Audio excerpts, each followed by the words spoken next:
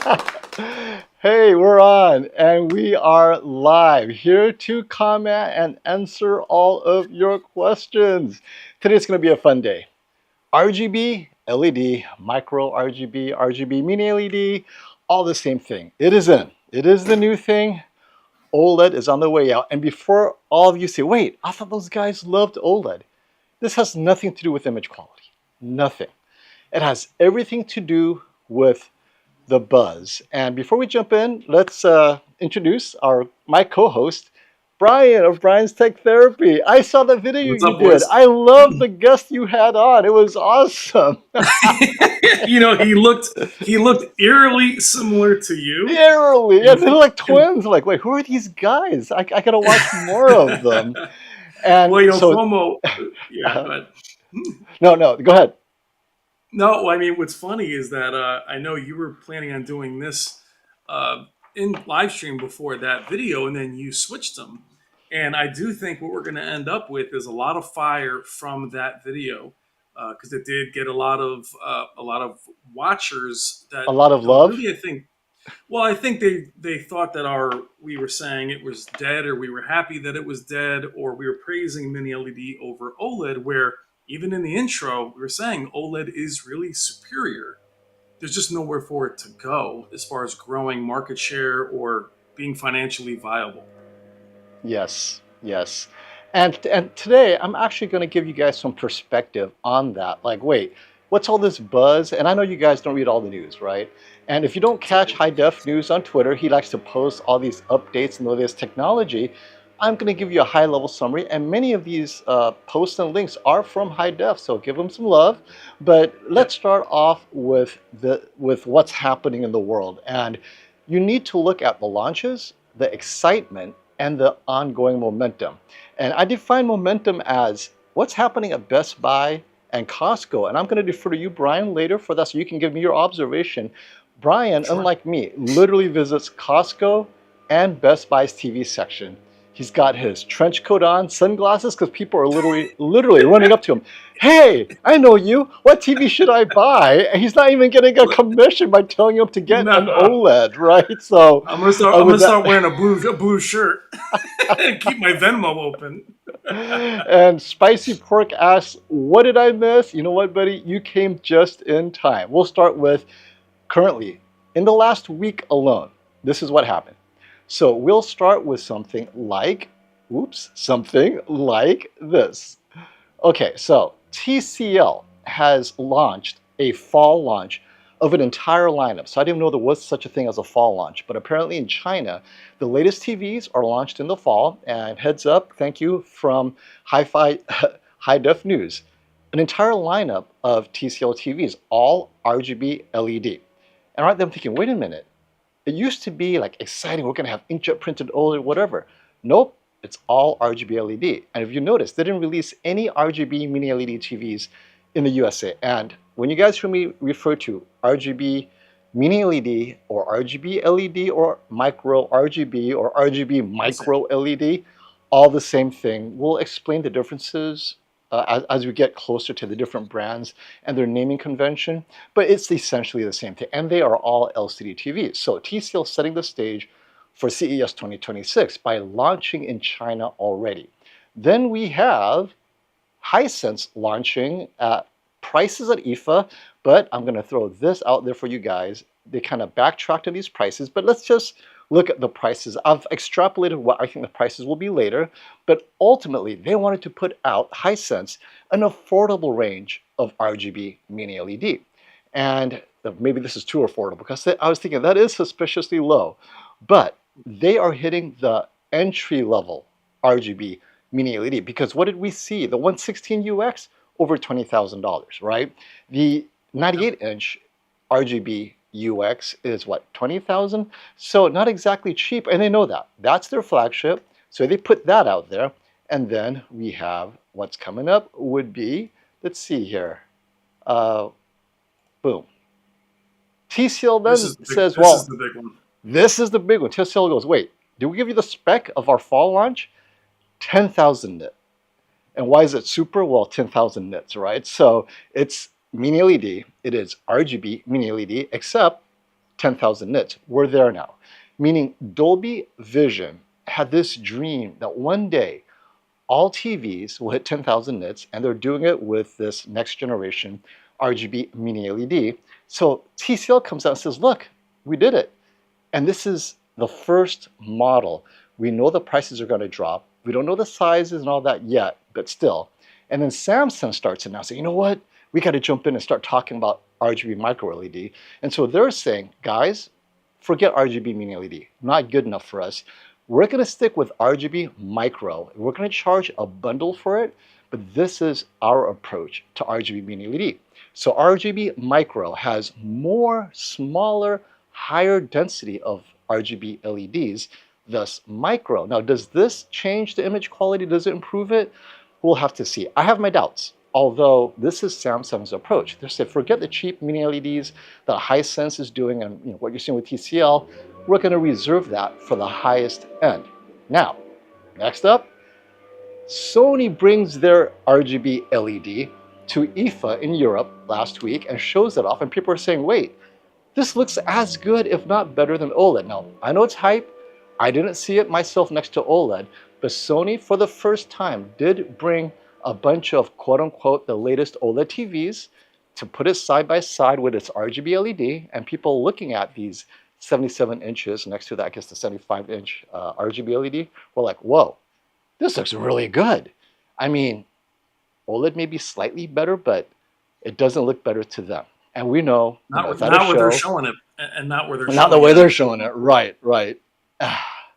And so this now finally sets the stage for why we think RGB is in, OLED is out. And I haven't given you guys the prices or anything, so we're going to have to kind of look at what Hisense, so this is my estimate, right? Hisense did not give me these numbers, right?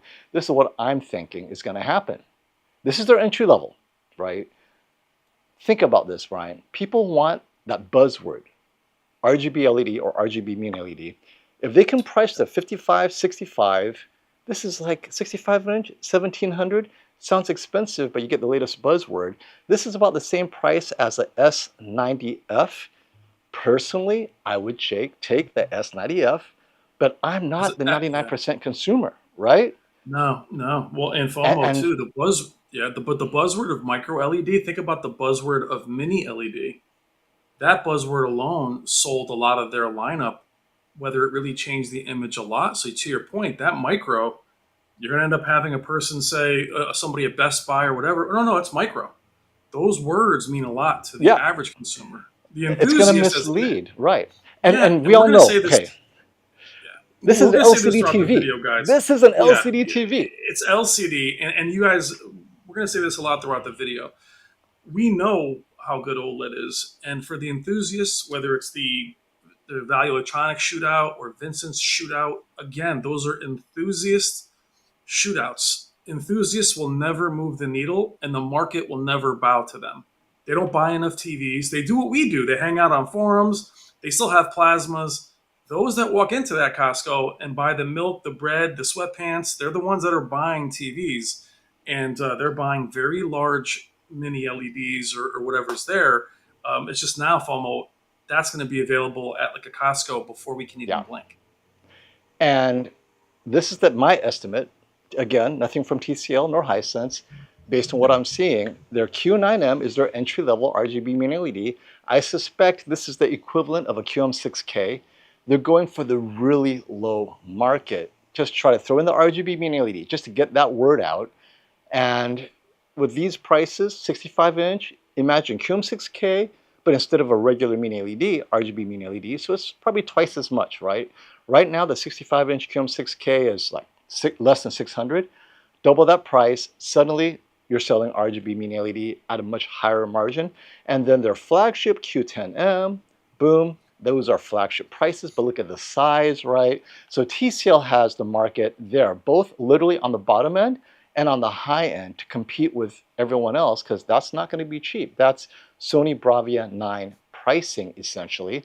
And not to be outdone, you have to remember that, well, okay, so let's just talk real quick about what Hisense and TCL's bringing to the table, and we're also going to talk about what Sony and Samsung's bringing to the table, and this absence of LG, and then some of our thoughts, right? Now, before we jump into the Hisense affordable invasion and the TCL firepower at every tier, a quick shout out to our sponsor, Ruipro. I've been using Ruipro forever, and let me pull out there. There it is. Okay, Ruipro. I've been using Ruipro optical cables since 2019 when I started the channel, before they became a sponsor, right? I went, did my research, wait, optical cable, Ruipro, and I used it, I liked it, and when they reached out to offer to sponsor me, I went, totally. Optical cables, if you run longer than 9 feet, you got to choose a brand. I like Ruipro, I use it, and with that, thank you so much, Ruipro. Oh, and you too. Brian is also using Ruipro. Yeah. All right. Okay, now let's say hi to the audience and everyone who showed up. And again, we are not promoting RGB Mini LED over OLED. We are just warning you guys because you guys want to get the heads up.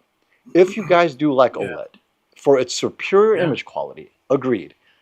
But at the 65-inch size, if you don't start buying them over the next year, 2, 3, they may be gone because Samsung's going to say, wait a minute, we're selling RGB Mini LED for the same price and making more money. Why are we selling OLED again? The only person in trouble, or the only company in trouble, is LG. But Brian, what are your thoughts about the image quality? Because we're seeing the first generation. Is it good enough to say, hey, it's close enough to OLED? Well, setting the table, I'll answer that question. For me, no, it's not. For me, even the RGB Mini LEDs, even the prototypes, still don't beat OLED in my opinion. They don't. I just don't think they do. I don't think MicroLED beat OLED, to be honest. I agree with you. I prefer OLED over MicroLED. Even MicroLED. I remember being at CES 2 years ago. I had them pause the demos, and there was blooming on the star fields. So, but because it was too bright, right? Yeah, well, very much like we drew that. The whole idea of even the video we did yesterday was drawing that parallel to plasma. Is plasma didn't have a lot of plasma monitors or a lot of other applications for it to stay alive. So we don't think OLED is going to disappear tomorrow. What we do think is that for a viable TV business, we do think you'll see a lot of great OLED monitors. You'll see a lot of screens on your cars. But as far as competing in the TV space, it really has no real way to survive. Not because it's not better, just because there's no money in it. There's no money in developing it. And what we saw even last year, FOMO, with G5, them trying to really advance the technology, there's a lot of problems. So they're not going to really keep investing in trying to advance it. And how much more can you advance it, FOMO? Brighter, and brighter. But unless you can bring the size with it, because that's where the market has gone, they can make it as bright as they want. A lot of you guys are now in love with larger TVs because they're cheaper. And that's what we've seen in the industry just 3 or 4 years ago. We saw very large TVs, but they lacked local dimming. They did not look very good. Well, now, FOMO, the 6 and the 7s and the ones from Hisense and TCL, not only do they have local dimming, they're mini LEDs, 144 hertz at the base model. So when you walk into that Costco, just like you did with plasmas, in a bright Costco or a bright Best Buy, because there isn't a Magnolia section anymore, the mini LEDs just look more impressive just by size. Do I think they're better? They're not. But plasmas are not around anymore simply because there just wasn't any, it was too expensive to keep making them, and OLEDs are going to find themselves in the same boat at some point in the TV space. Yeah, makes sense. But to your point, I don't find they're better. Not even RGB mini LEDs. I don't think they're better. I think the advantage is size and price. The good enough image quality. You are an enthusiast. I'm an enthusiast. All enthusiasts agree. OLED has the best cost no object image quality. We've seen it at the shootout over and over, where we try to bring in a mini LED, and every judge is like, "Why is this here? It does not belong here." So that's why this year we didn't have any mini LEDs in the shootout. So let's get that out of the way. It's not a matter of what's the best. It's what are you selling to the consumers that can sustain a company. And if you're selling it's like the Porsche 911. I use that example. When Porsche was only selling 911s, it almost went out of business. Then what did it Yep. do? It sold the Boxster. Every Have to. enthusiast Yeah. hated the Boxster. It was slow. I mean, Yeah. it was a, what do they call it? A hairstylist car. Sorry, Brian. They would call it the stylist car, right? All the hairstylists had a Yep. Boxster. And that completely turned around the company. And then they sold the Cayenne, and then they sold the Macan, the Yeah. big two SUVs that no Porsche enthusiast wanted. But guess what? Yeah. In order to sell the 911, they had to have the Boxster, Cayenne, Macan. And no differently here. If you want Sony to stay in business, Samsung and LG better make its move, you got to sell what the people want. Size, price, good enough. The Macan is good enough for the hairstylist, so is the Boxster. But for everyone else who wants that extra something something in their sports car, get the 911, it's like Chevy Yep. could not support its company selling only the Corvette No. and the No. Camaro. You can't. Well, if you remember that car, that Boxer, even the higher end one didn't look much different. So when you see that same thing, that same analogy for TVs, when you have a Crystal series that's 100 inches, that has no local dimming, but then you have the 6 or the 7, and they start to get better. And I know a lot of you guys are saying, hey, I don't have giant space for TVs. That's not really the point. The point is, though, are you really going to pay triple the price for a 65-inch OLED if you can get a 75-inch mini LED? And now, Yep. forget about a mini LED. It might be a micro RGB or a mini RGB. And that's where. And then FOMO. What have we always said? Yes, blooming, things of that nature. But a lot of people will say, actually, I don't watch TVs in the dark as much as I used to. Now it's bright room TVs. Now it's lifestyle features. So that's where, and for you guys that are gamers, as I am, more than FOMO, and I think this is where you guys get confused. We do review mini LEDs every day, but FOMO and I have to clean the palette. Every time we review a TV, I can't review a new TV like the QMAK or a Hisense and say it's not as good as OLED. That's not the way we're judging them. So yes, they're great for gaming. Are they better than OLEDs? They're not. But it's just the fact is, if we compared everything to OLEDs, that it wouldn't do for every TV would kind of not be great. And those of you Right. that want OLED's motion, yeah, the motion is great for gaming. But you guys remember for years, OLEDs were criticized for their motion with panning shots in movies and 24. Right, because the pixel response is way too quick. Yeah. It was too fast. But the point we're going to see is that I don't think you're going to have a choice at some point. We said this before. Samsung will be more than happy to let OLED go. All of their technology is down to their monitors now, which they're going to make a fortune. They have fantastic gaming monitors. No problem for them in Samsung Display. They'll dominate that market, FOMO. But it's LG that can't pivot. And there's really nobody else developing OLED technology. And like Panasonic in the past, LG will just keep making wash machines and dehumidifiers and microwaves. That's where the money really is. TVs are a money loser for them for many years now. Yep. And let's hit some super chats and comments. I'm seeing such great comments popping up here. And so... Yeah, hit like, guys. We got 250 in the chat. Please hit like. Oh, 250. You guys are wonderful on already. A Saturday morning. Hey, Christian, thank you. You're a regular. TCL and Hisense outmaneuvered the big three. I think they did. They figured out the market years ago. Yeah, they were the first to hit size before anybody else. They had a choice. They played around with OLED and thought, you know what, this is real expensive. And they go, let's try 98-inch or cheap 85 inches, and people swallowed it up. So how did the big three miss that OLED will not be sustainable? I will tell you right now, they did not miss that. Samsung LG did. Samsung actively hid its OLED. It did not want to sell OLED. No. You guys forced Samsung to do something about OLED.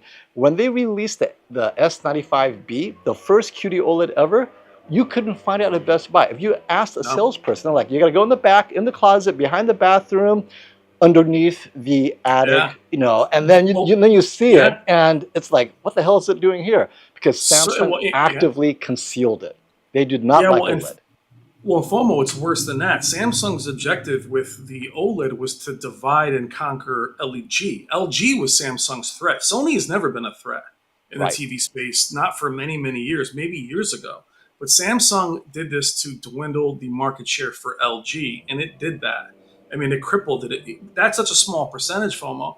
So they're more than happy to beat LG and then jump out of the market. Last year was the first year they had more sales than LG in OLEDs.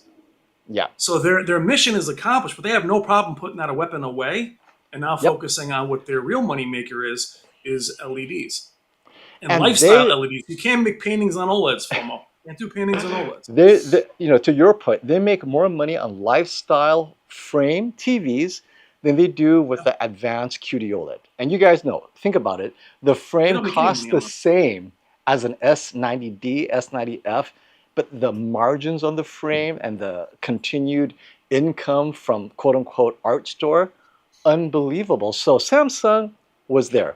Sony has such small volume, they they move 2 years behind everyone else. So I think Sony sees what's happening. They're just not as nimble. It takes them a long time to get through their approvals, to test the technology. It took them over 15 years to make RGB LED viable for release. They've been working on RGB LED for the last 15 For years Sony? or For longer, Sony? Sony, right? Yeah, yeah. And LG is already committed to OLED. They're stuck. Yeah. LG, its entire stack is OLED, LG Display. And LG Electronics, although could sell LCD TVs, it had an LCD factory. It now sources Many. from, Yeah. BOE, CSOT, whatever. But they're like, but we can't abandon OLED. We have to be No. loyal. So they have so Yeah. many internal loyalties that they didn't miss it, Christian. They're handcuffed, I think is the right answer, right? Sony's Yeah. handcuffed by its slow moving, just the way companies move. LG is handcuffed by its loyalty to OLED.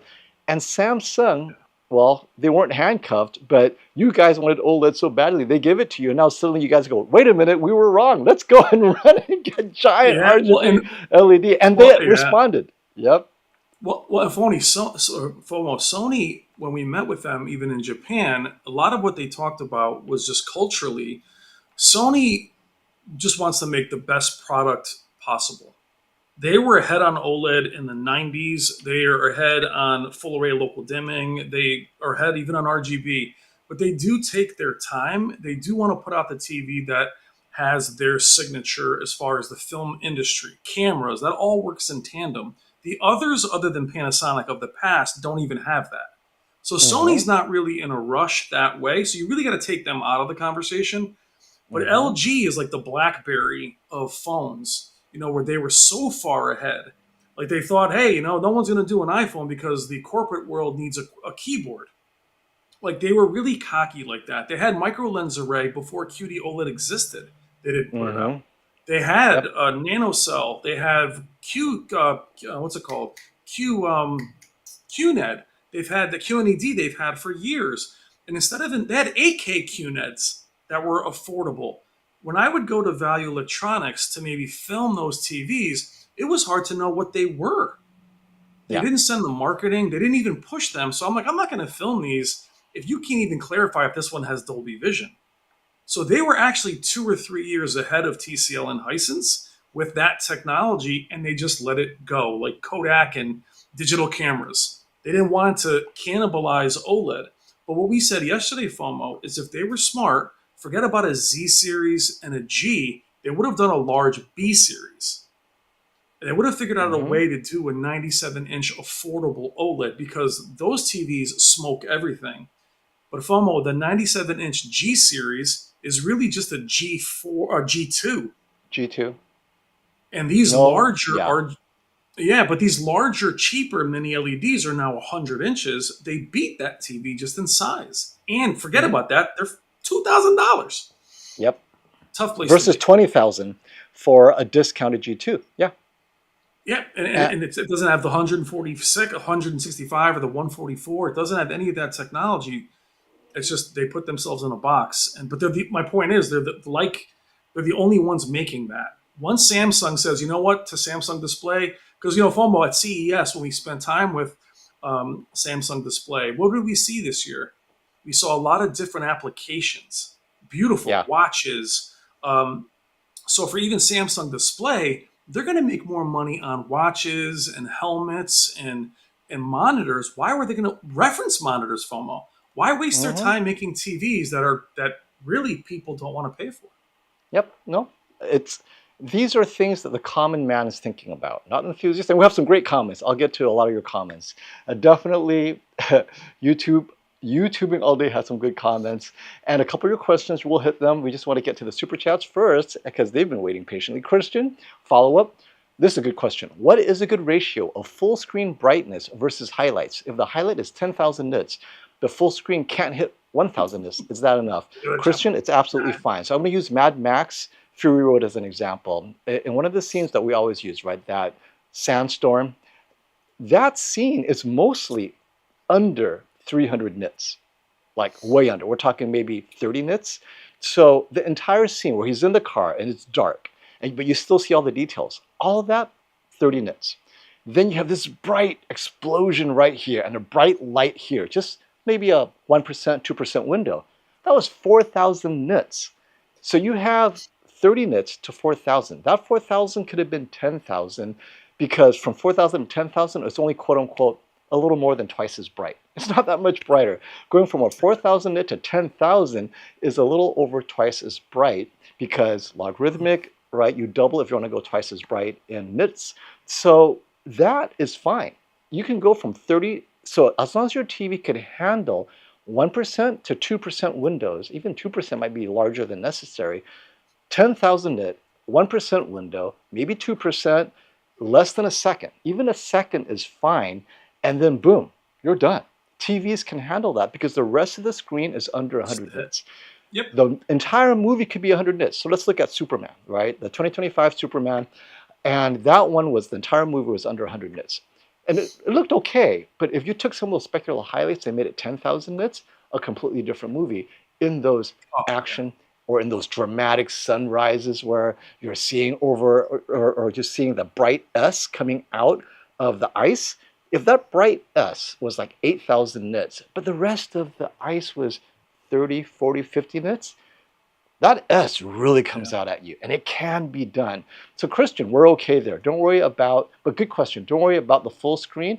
The full screen, most of it could be under 100 nits. It's the specular highlights that boom, boom, boom, hits you You don't right want the whole there. screen, and the fact is, you don't want the whole screen to be bright. You want it to have, you You don't want need that it to be. contrast. Yes, No, why would you yes. want it to be washed You don't out? need You it. want it to be Yeah. where that explosion Yep. hits. What's up, Leo? Leo, hey buddy, Brian Leo's Fomo, a new puppy. please have Robert tell Sony, and Robert's here, Value Electronics, shout out to you, Robert. Tell Sony to make a Bravia 10 RGB with low input lag and 240 hertz Never going to gaming. happen, My my life friend. will be complete. So that Never would going to happen. be Sony Game Station division. We're going to have to talk to them. They need to partner with Sony TVs for that to happen. But good comment. Yeah. Brian and I are waiting for that as well. That would be our Yeah, we first talk about choice. we talk to about it with them all the time. It's just they know that there's no. We talk about the Bravia 8 Mark II. There's no money in that. And thank you, Johnny Wise, for that super chat. What comes after micro RGB? So micro RGB is still an LCD TV. What comes after is self-emissive. That's better than OLED self-emissive. So currently the state-of-the-art self-emissive is QD-OLED, right? And we have no other self-emissive coming up. Micro LED is self-emissive, but I believe it'll be too expensive for anything for the foreseeable future. The other one that I think has more traction in terms of cost is self-emissive quantum dots. I think that's what's going to come after micro RGB LCD TVs, right? RGB LED, RGB MiniLED, micro RGB or RGB micro, however Samsung's going to call it by CES. It might change again.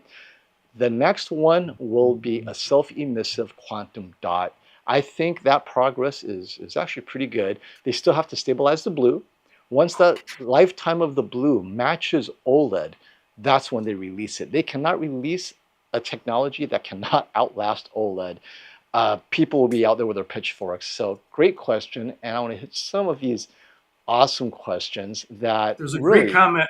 There's a great comment by Reap that I want to Okay, where is that? throw up. Is there a You know, recent one? you do that one. You do that one with YouTube all day, but then there's one by Reap. I'll try and find it. Okay, It's yeah, go look for that, and I'll catch up with all your. Okay, so, and these are great questions. So just keep on asking because here is kind of like education for both of us, and we're gonna hit Hisense, TCL, Samsung, and Sony. I know I have Hisense and TCL listed, but you guys kind of get an idea. I'm just listing their talking points, what to expect in 2026 from them in terms of RGB LED, mini LED next year. YouTubing all day. I heard those RGB mini LEDs still have a lot of blooming. It's no worse than current mini LEDs. So a still lot of blooming just means LCD TVs can never eliminate blooming. The only way you eliminate blooming is like my reference monitor, where you literally have a dual cell panel, where you have an LCD layer yeah, and the backlight matches the LCD pixel for pixel. yeah. That is why a 32-inch dual layer has what? It's about $30,000 plus. That you Yeah, got a it's heat 5 inches sink thick. and you got a fan and it's this thick. Yeah. So yes, LCD TVs will always have blooming. However, and this is the big however, today it's more than good enough. Now, maybe 5 years ago, you could see the blooming in a bright room. You could actually see it when the room is, windows. Wait, is that blooming? You cannot do that now. Now, in a normally lit room, right? And I know that's subjective, what's normally lit, but at a Best Buy, you can't see the blooming. And when a TV specular highlight gets that bright, say 4,000 nits, an OLED looks like it's blooming. Not because it's blooming, but it's so They bright that the do. brightness Yeah. spreads beyond those pixels. And this is where the RGB LED technology takes over. It's the same color as that bright spot. Whereas in the past, your bright spot might be blue, but then the blooming is white. So now it accentuates that, oh, it's blooming. It's a blue color. Why does it Yeah. have a white halo? Now it's a blue color with a blue halo, so it looks like it's a natural brightness that is not blooming, but it's just Yeah. so bright. And we're already there. One also, So one also, go ahead. FOMO quickly. I saw somebody said Linus said something about the TV still blooms. Now, here's what I'll say. What I just said to you guys earlier. He's judging that against an OLED. So in his mind, he's looking for no blooming at all. It'll never happen. I told you guys, micro LEDs bloom. No, So I Brian, mean, it my LG G5 looks like it's blooming. It is looks like so it's bright. blooming. If So I my put point out, is, yeah. yeah, So yeah, so what you're looking for is you want the brightness. If you want, like, if you look at the QM6K from TCL, that TV doesn't bloom much. It's the most not bright of them all. yeah, That's why it doesn't bloom. So yep, it's like you to think that you're going to have blooming lessened is the key. It's not. It's not like what we're saying is you're never going to match OLED no, that are self-emissive. That's the never. thing. But I think you guys feel like it should have no blooming. It's never going to happen. Never Not going like to that. happen unless you get a micro LED, $100,000. So that's out of the question. And this is a good point because it introduces another topic I need to address. The zone counts are misleading. So we're talking about when Hisense or TCL or even Samsung say, "Hey, our They've always been misleading. micro They've always been LED misleading. backlights or whatever." Okay, the count is correct, but you need to divide by 3 because each LED, red, green, blue, is itself a zone. But instead of making it a unit of RGB, they give each color its own zone, and that's incorrect, right? However, I'm going to say this. It doesn't matter what the zone count is on a backlight.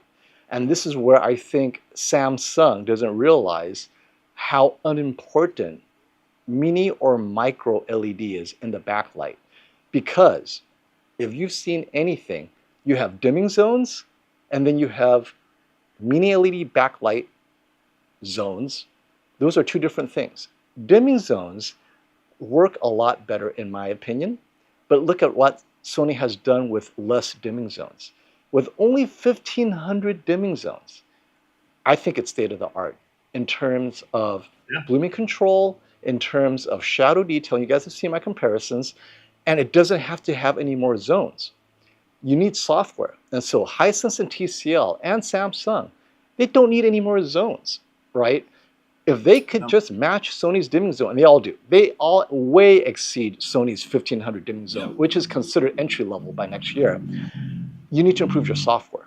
And as we saw with Yeah. TCL, with twice the legit dimming zones, from 1,500 to almost 3,000, their software wasn't quite there. They could not do shadow detail. Now, they did everything else well, if not better, but the shadow detail Yeah. fell apart. That's all software. So I think where Yeah. zone count backlight is concerned, we're done. What's more important really is the software. And this is why we're talking to enthusiasts. I'm laughing at this whole RGB Mini LED. I honestly think it's a great way. That's a cash grab. It increases the size, and it's a wonderful way to increase brightness, because that's what Mini Yeah. LED backlights do. Yeah.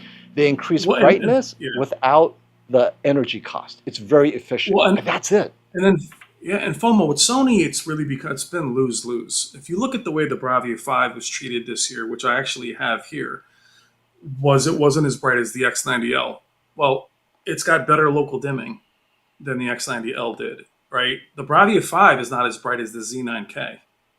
Yeah, it's got better shadow detail, better local dimming. So what they've always Mhm. tried to do is find that balance of making that local dimming more effective. And they'll sacrifice some of the brightness. You can't really have both all the time. And we saw this also, FOMO, with even the Q990F because of the matte screen. The matte screen also exasperates blooming because the Mhm. S95F was blooming because it's just really the screen. Because So and it's because really of QD-OLED as well. Oh, so yeah, I'm yep, going to stop you right there. All of you who claim QD-OLED is the best technology, I disagree. In a bright room, QD-OLED is absolutely terrible. You've seen it on my live stream. You've seen it on every yeah. review. You turn on the lights brighter than a dim room, It's brown. and you If the will light see hits it, lifted, yeah, the light hits yeah. it, lifted blacks and brown. It's supposed to be a deep black, and the primary RGB and the regular WOLED is black. QD OLED is not black. That is its weakness, and there's nothing you could do about it. That is the weakness of QD OLED, and I'm hearing that they did not address it in 2026 either, because you know how hard it is to address that? That scatter plate that needs to be there for the blue OLED to pass through, well, it goes both ways.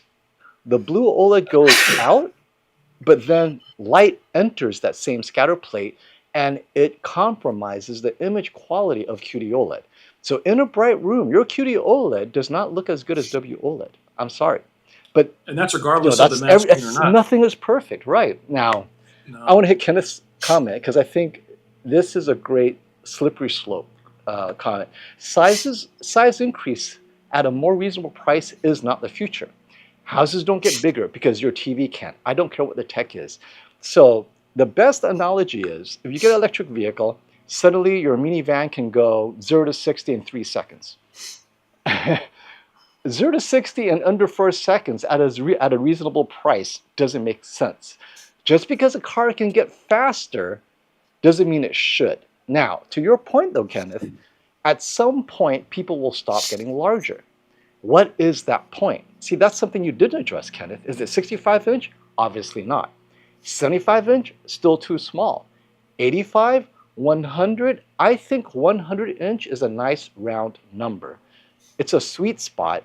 I have my 100 inch, 110 inch screen size for my ultra short throw is in a fairly small room, right? I just throw it in there just to watch when I want to get away from the kids or whatnot. And I'm 9 feet away, it's absolutely fine. And many people who are getting a 100-inch TV and are sitting 8 to 9 feet away, they're letting me know, you're right, FOMO, that looks absolutely fine. So I think a 100-inch is the sweet spot. I don't think 200 inches is going to make sense, right, Kenneth? no. So if I stopped at 100-inch, this is where OLED is in trouble. Now, if OLED kept on going up, as Brian said, 97 inch is close enough to 100, but a 97-inch OLED right now is $20,000 without any of the advanced technologies. No Marked MLA, down. That's marked right? out. Marked down, right? No primary RGB, and a 100-inch QM6K, QM7K, U75QG, U6. They're all, what, under $4,000, under $3,000? That's Yeah. 1/7 the price, if not more, Yeah. than an OLED. And this is why OLED's being displaced, because that $2,500 budget could have been a 65 or a 77-inch OLED TV. For the same money, you're getting a larger TV that you want, which is 100 inches, right? I think that's a sweet spot. Yeah. So, yeah. But And staying with Kenneth's question real quick, or his statement, I should say. mm-hmm, mm-hmm. Kenneth, you're not wrong, but OLED can't survive being the small TV enthusiast TV. They were also eating LEDs alive when they went to 77 because they were the larger TV, a 75-inch TV. Do you see what I'm saying? Now, without 77 being large enough, they're divided yet again. So we keep dividing this very small market share that they have. Even their small OLEDs are bumping into very cheap OLED monitors. So you can't survive being the best 55 or 65-inch TV in the world. And that's why we're saying they're in trouble. You're right. Not everybody's going to want a 65, but the TVs at the same size, mini LEDs, for like a Hisense or a TCL, you have 9 models to choose from, or 5 models, where OLED has 2. Yep. And then there's a fear of burn-in and all that stuff. So some people are saying, well, why? A perfect example, FOMO, is the Z95B. As beautiful and as great as that TV is, do you know how many people told me it was too expensive? Not because it's too expensive. It's too expensive compared to a mini LED of the same size. Yep. That little bit of questioning is taking away for Kenneth and a lot of other people. That only leaves the enthusiast, and they cannot survive on the enthusiast. No technology really can. Yep. And I'm going to hit this comment, and then I'm going to talk Sony and Samsung next. I listed the talking points for them. Sammy says, micro LED is still a long way off. It's still a long way off, and I don't know if it's ever coming, by the way, because it's so expensive to manufacture. There's no need for And it. OLED will keep improving in the meantime, right? So this is the problem I have. I haven't seen it improve over the last 2 years, and this is why I say that. We'll start with WOLED. MLA, G4, peak WOLED with MLA. G5, arguably worse. Many reviewers and calibrators have complained, whatever they did, 2 things that were worse. One is off angle was not as good as MLA, and second, the processor, for whatever reason, dropped. It is brighter. Everyone recognizes it's brighter, but there's no content that requires it to be brighter. So they're chasing brightness when you guys can't tell the difference. Now, I put in Jennifer Gallus to show off, oh yeah, look, it is brighter, but that was it. So that ultimately, from the G4 to the G5, nothing's changed in terms of performance, and it might have gotten worse for LG. Now, let's talk about QD-OLED. So Samsung and Sony got the Bravia 8 Mark II on Sony and the S95F. It is a little bit brighter, but what's the biggest improvement for Samsung? They changed the matte screen to an updated matte screen. It is a little bit brighter in SDR. If you're watching sports, you need that extra 50 nits, right? That's it. Its peak specular highlight went up to 4,000 nits, arguably, if you had the right content and you took away all the guardrails. But again, it went brighter, but color volume didn't change. There's no content to see it.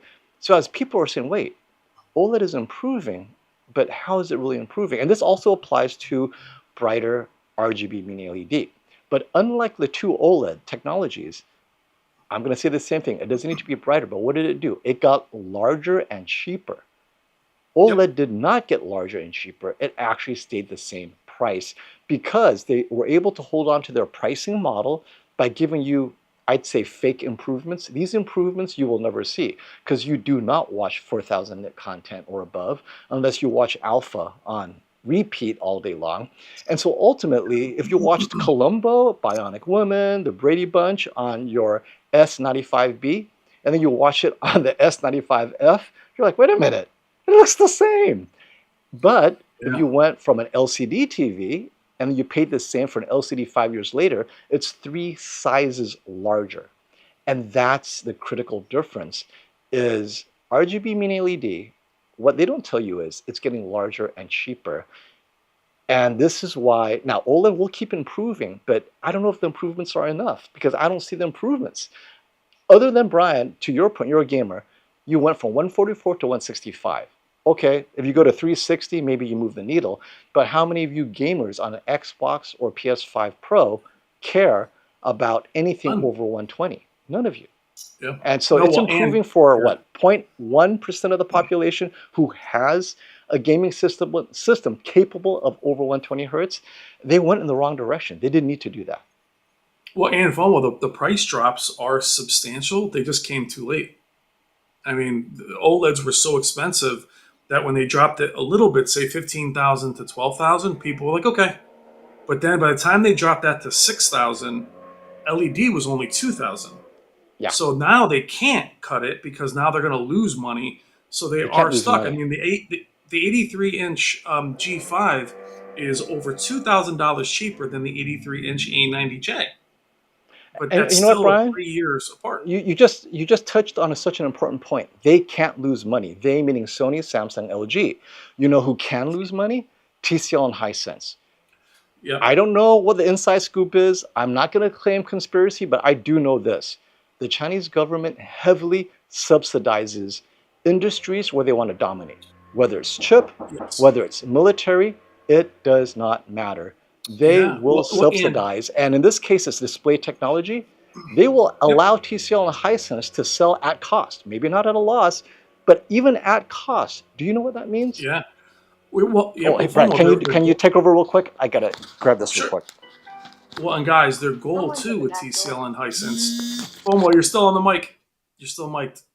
Um, get a hot mic situation there.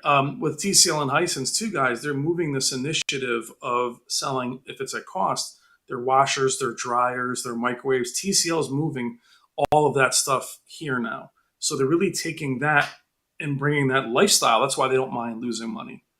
But where are you guys? And I want to say to you guys too, like from our video yesterday, we're in no way saying OLEDs are gone or we want them to. I wanted to bring up Reep's comment about us pushing TVs. I gotta try and find it. Here it is. All right. I can't put it on. So FOMO, if you go to Reep, try to find Reep. He's under Robert Lawrence Oh, and why don't we ask Reep to put that comment up again?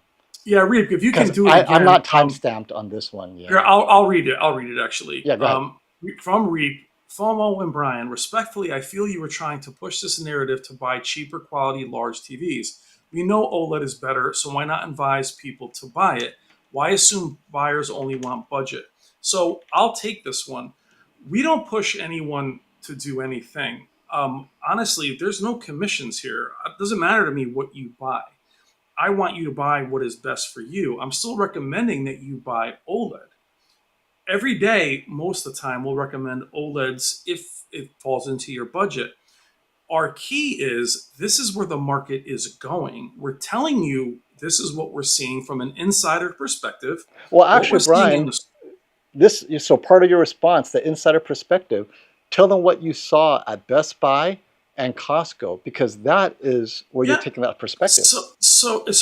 But Reed, back to you. If your need, and again, you got to remember, we don't just. This isn't a forum. We're not in the forums where we just placate enthusiasts and stay with that. We want to give everybody our perspective. So people will say, hey, I'm looking for this. This is my budget. Well, okay, we'll give them choices in our live streams, especially. That's where it gets steered. If someone says, I want the best image quality, regardless of price, it 100% of the time will be an OLED. Best gaming, 100% of the time. We're not pushing any narrative. You know, we actually thought LEDs were out because of how great OLED and QD-OLED was. We went with our passion and what we thought. Reality, we weren't paying attention to the market enough. So what FOMO was saying is that if you look at, especially TCL and Hisense, my biggest criticism, and we remember this 3 years ago, not enough store presence, other than their cheap TVs on the floor. And what they changed is they actually bought up the spaces in Magnolia. They pushed out Sony, pushed out Samsung, and now you will see those 100-inch TVs on display. And the average person walks in and will still look at size and go, wow.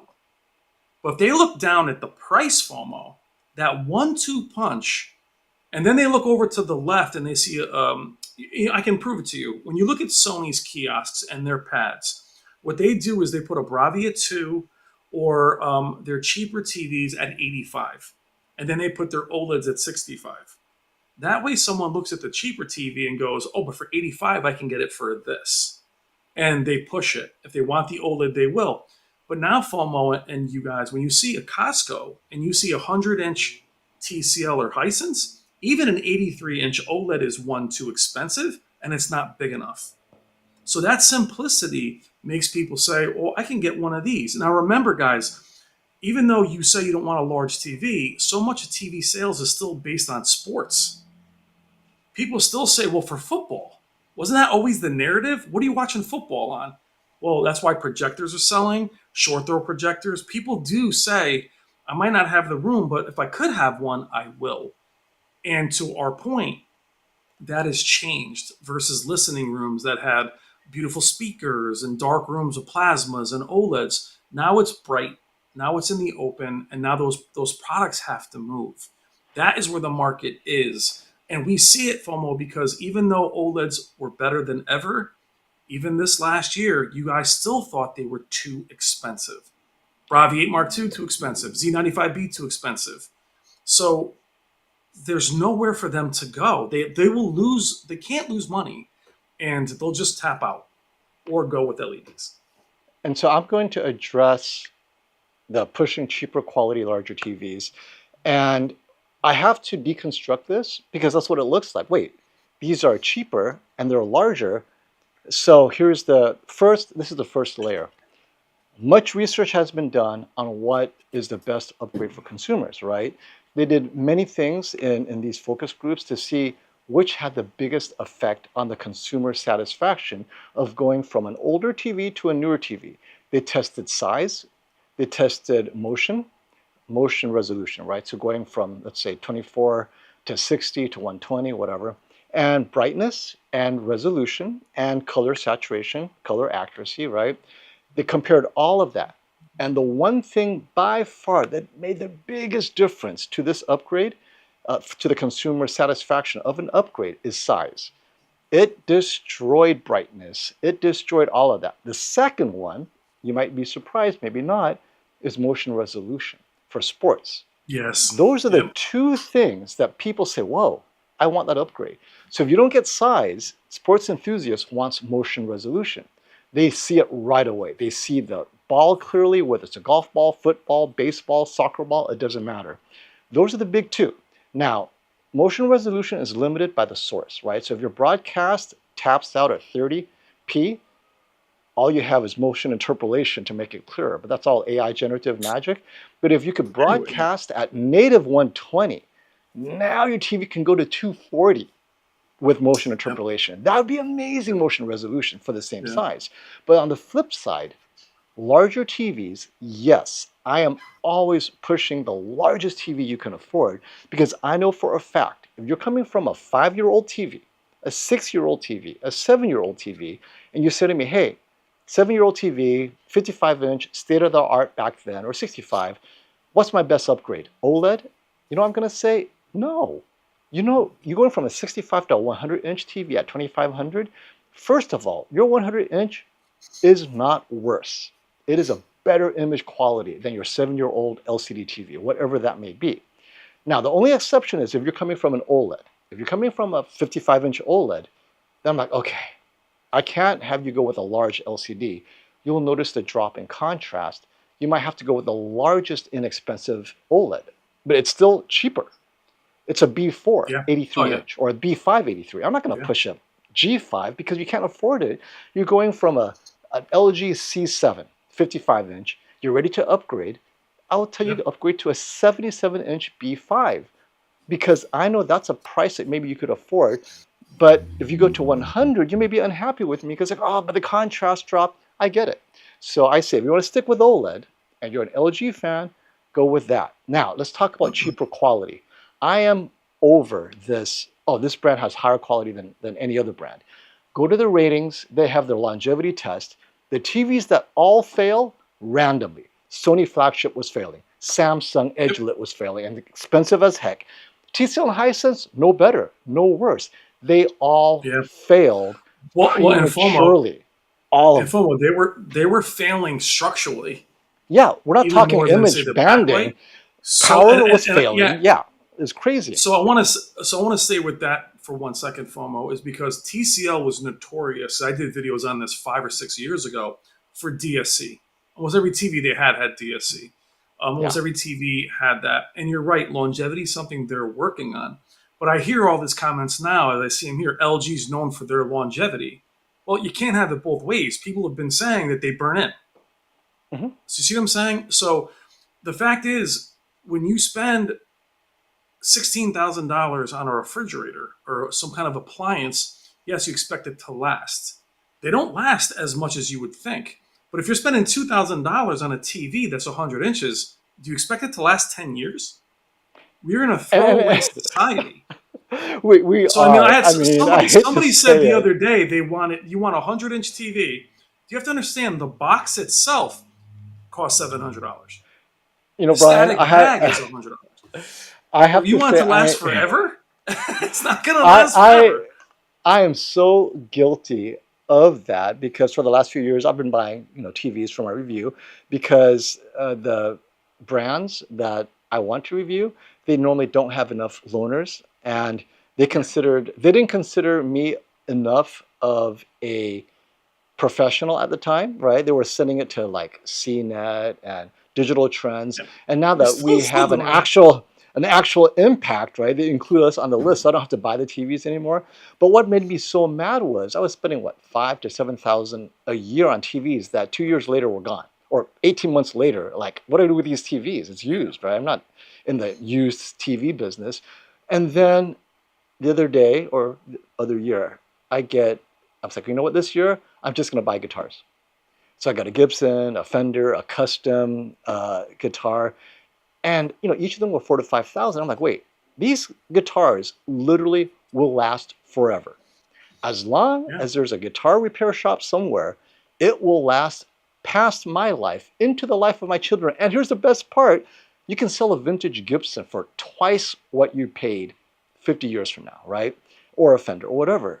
No, electronics, you cannot do that. And so, to your point, $3,000 throwaway. And it pains my soul to agree with you. Yeah, it is a throwaway technology.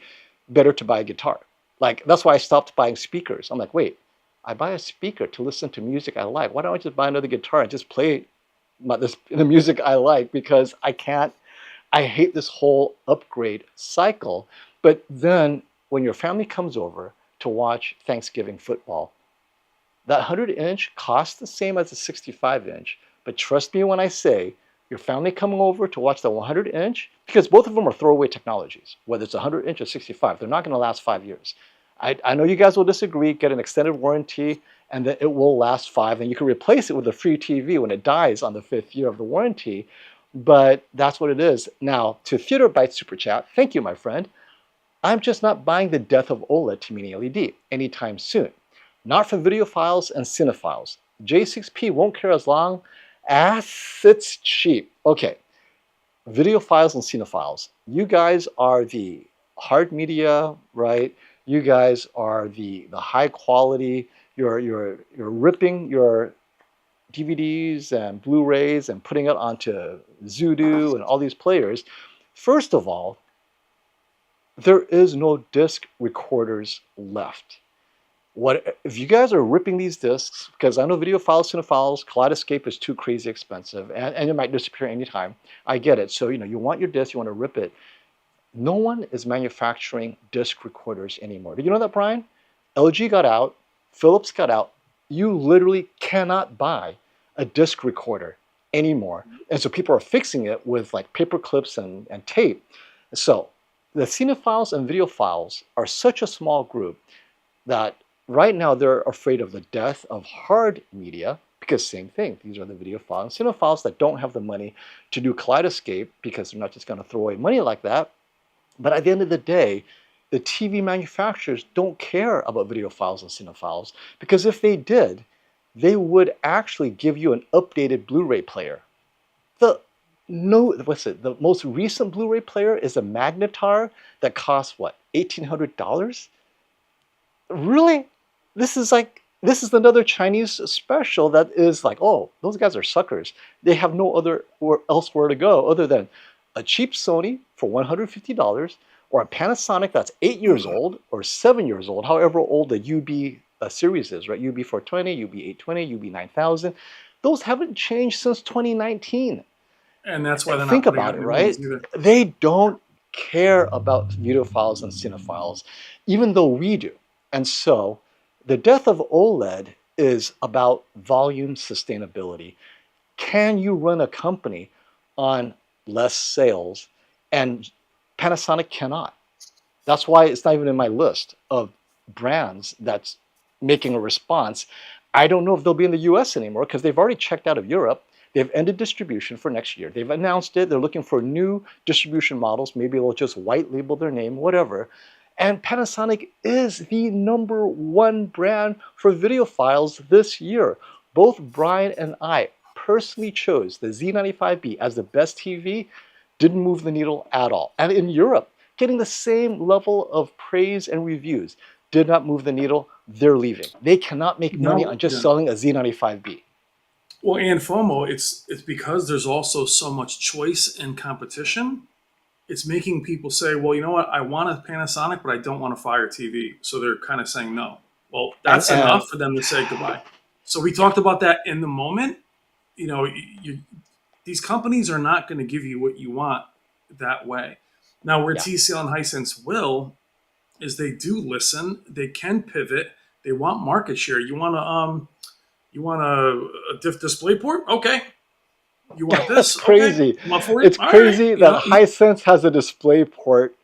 Yeah. Oh no, USB, right? Display port to USB input. That is crazy. Hisense has that. Even though it doesn't work, but they have it. So I was at TCL for the QM9K. FOMO has his. Mine just got here. And we were laughing because they couldn't tell me about the RGB MiniLED MicroLED news. So they all look at me. I look at them. I'm like, come on, guys. I know you have it. I know you've had it. They just laugh. I mean, they're already ahead of it. That vertical integration that like Bruce Walker talked about, and even Hisense has it. They can on the fly say, I'll build it. We'll make it. Yep. Hey, Brian, guess what? So, we have over 400 people watching. Click like, guys. Oh, wow. Nice. On a Saturday? Nice. On a Saturday, right? I know college football's coming up. We will end before then. We're going to be on for maybe another 30, 40 minutes. We're here guys, for you. But circling back, if we get to Christian's thing, is we're not pushing this narrative. This is what we're seeing. And it breaks my heart if Panasonic can't survive because they just delivered the best product they could, and arguably beating their swan song.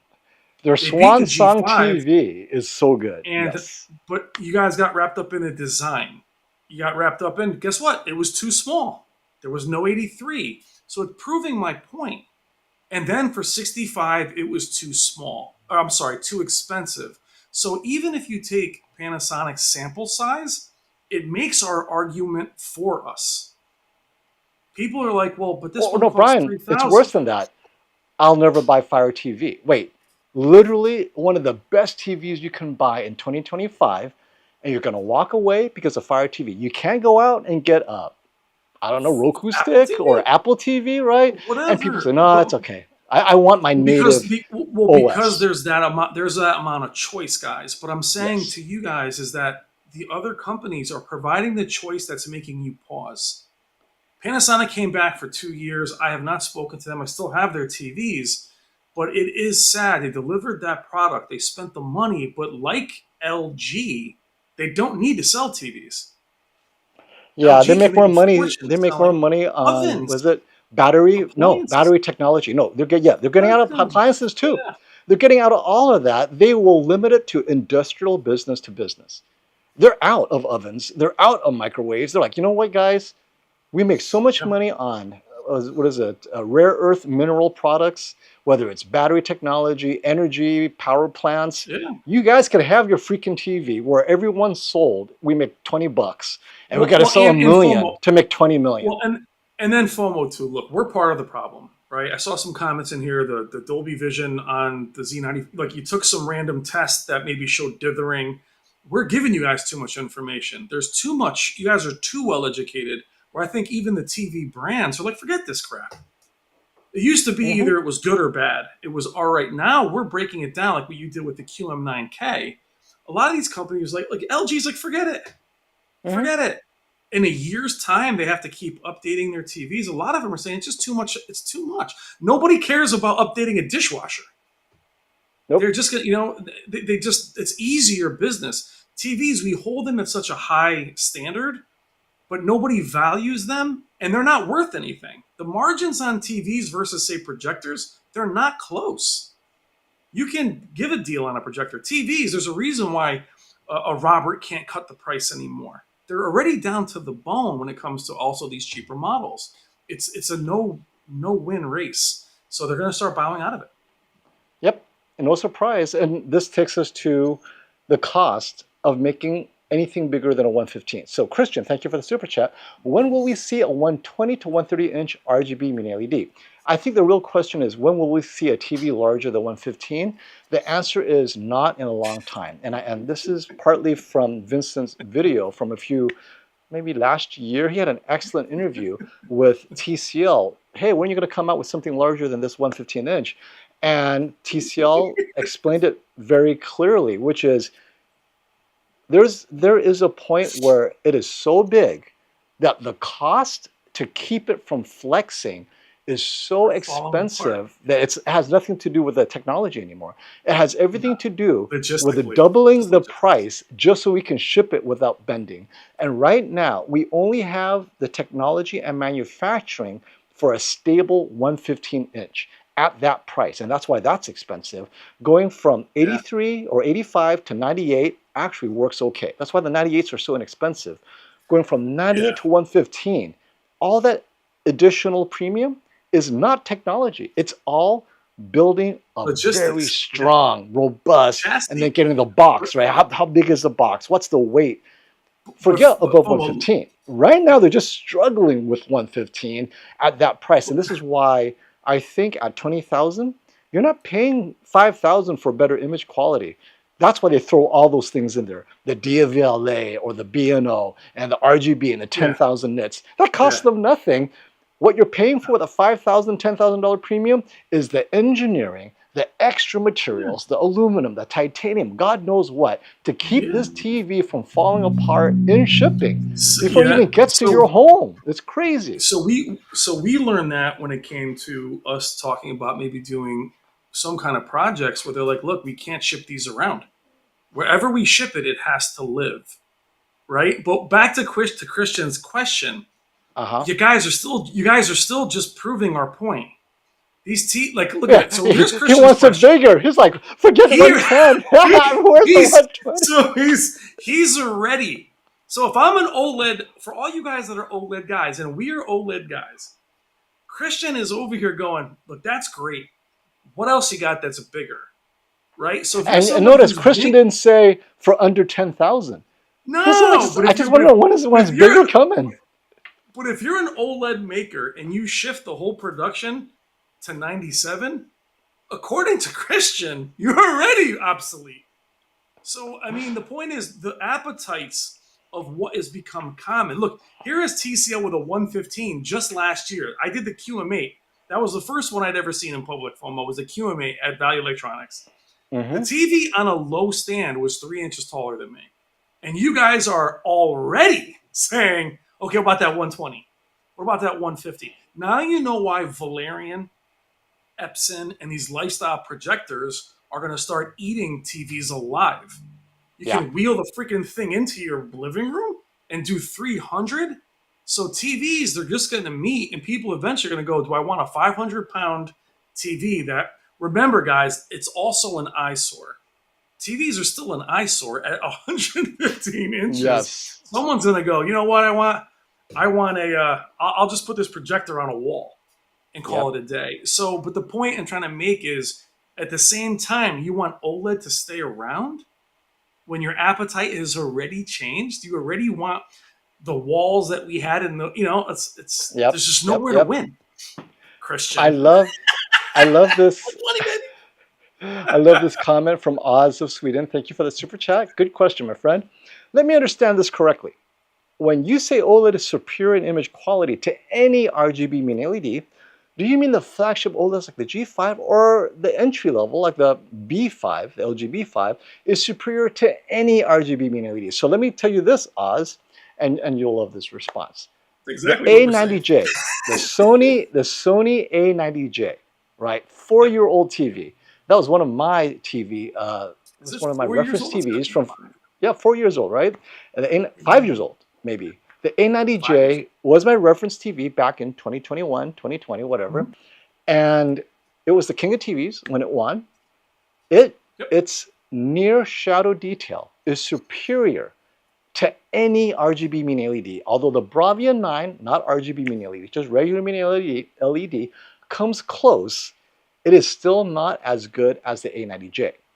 A good OLED TV that's calibrated against the best RGB Mini LED that's calibrated, when you are below 1 nit, the OLED will destroy that TV. Whether it's a B5, A90J, it doesn't matter, because near black, they get it right. Because there's no that weird blooming, especially if it's near black and there's a specular highlight that's bright. Oh, RGB Mini LED will totally be confused, with the exception of the Bravia 9. Now, above 10 nits, from 10 nits to 10,000 nits, RGB Mini LED will look nearly identical to OLED, but most content is under 30 nits. This is why we say OLED looks better. Infinite contrast, perfect blacks, self-emissive, that's their strength, and that is where 99% of content lies. However, that 1% of HDR impact and all of that, that's where the RGB Mini LED comes to play, or sports. But this is where they solve this problem. Thank you for the segue, Oz, because how do you get to the... Wait, let's stay with Oz real quick. Let me say, can I go back? Yes. Can I stay with Oz for 1 second? Uh-huh. So Oz, FOMO even describing that is in an enthusiast capacity. Mhm. Brighter shadow detail, the one thing we haven't discussed is micro contrast in the image.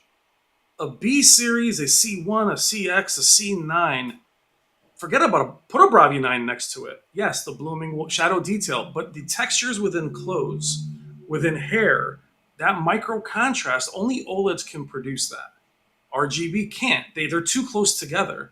So yes, an average mini or average OLED from however many years ago, if you put it in a room and get enthusiasts out of it, and the room is moderately lit, majority of people will see the OLED. The A80L is right there next to a QD-OLED. I still turn it on and like, wow, I have an A80J and a C1. So yes, you're correct. It doesn't have the specs of an RGB Mini LED. More importantly, it doesn't have the size. If TV stayed 65 inches, OLEDs would never leave. But that's not the truth. That's why you're not seeing them. They're not showing you RGB Mini LEDs at 65 inches, are they? They're showing you at the wow. And that's, but to your point, you are correct. It doesn't have to be a G5. And that's part of the problem, FOMO. For a lot of years, OLEDs didn't have to improve. Yeah, I mean, it was just, for a lot of years, the C series and the G series were literally the same TV, except the G series was thinner and lighter. G1 and G2, yeah. G1, G2, C10, whatever, right? Yeah. That C9, C10, C1, C2 literally mimicked the G series side by side. Differences, quality, whatever, right? And the brightness difference is so minor. But Oz, that is exactly what we're saying. But the point is, you could also, you make your point this way. So you know what? Well, if I compared a 116-inch RGB to 116 OLED, that's where the issue comes in. That doesn't exist. Does not exist. So then we can't compete. And now we go to the last part of my comment, which was, you guys don't ever see anything over 100 nits with unless you have a handful of movies, and OLED already goes up to 2,000 nits quite easily in specular highlights in 2026. Right. Now, FOMO is saying, wait, then what's the point of 10,000 nits? And this goes to Dolby Vision 2.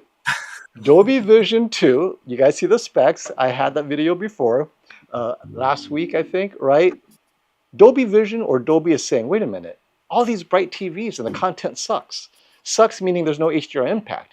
For Dolby Vision to remain relevant, how do we get the sucky HDR impact to match the awesome bright RGB Mini LED? Not your awesome bright OLED, because the OLED is still not bright enough, but TCL releases a 10,000 nit TV.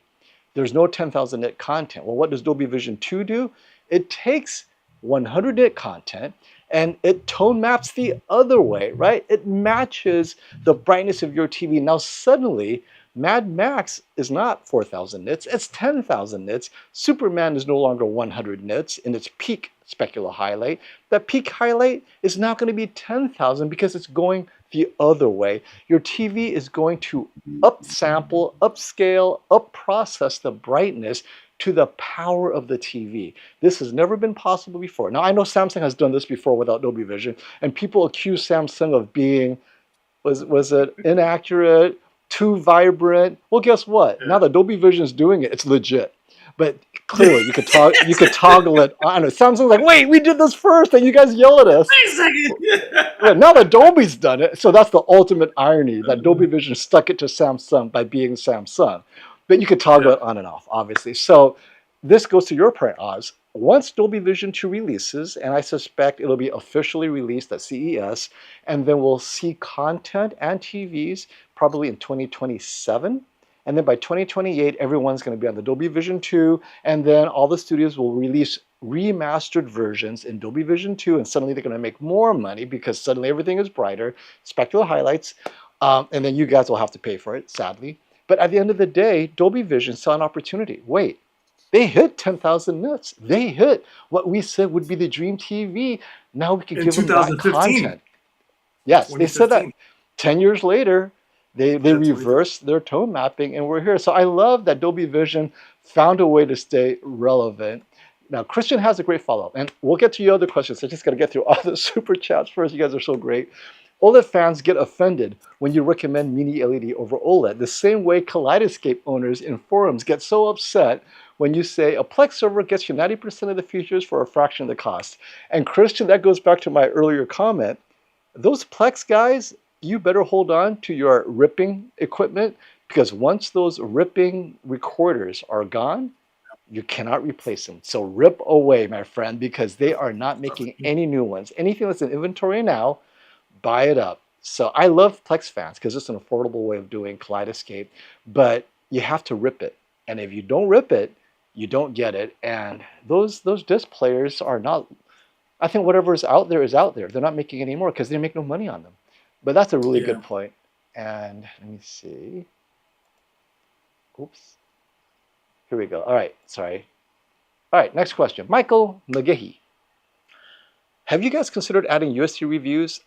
As a matter of fact, I have the Hisense L9Q that just arrived this week. I'll be doing a kind of showcase video showing it off.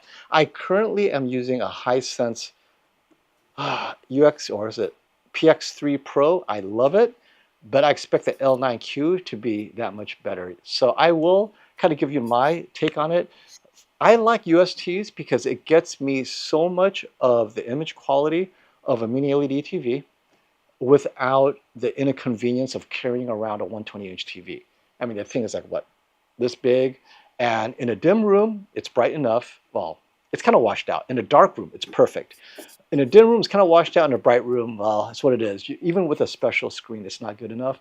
But generally speaking, if you have a light control room and you can't afford a $10,000 TV, I say start with UST, get yourself an okay screen, 120-inch, and see, wow, this is pretty cool. And then if you're in a bright room, you're like, okay, I like this size.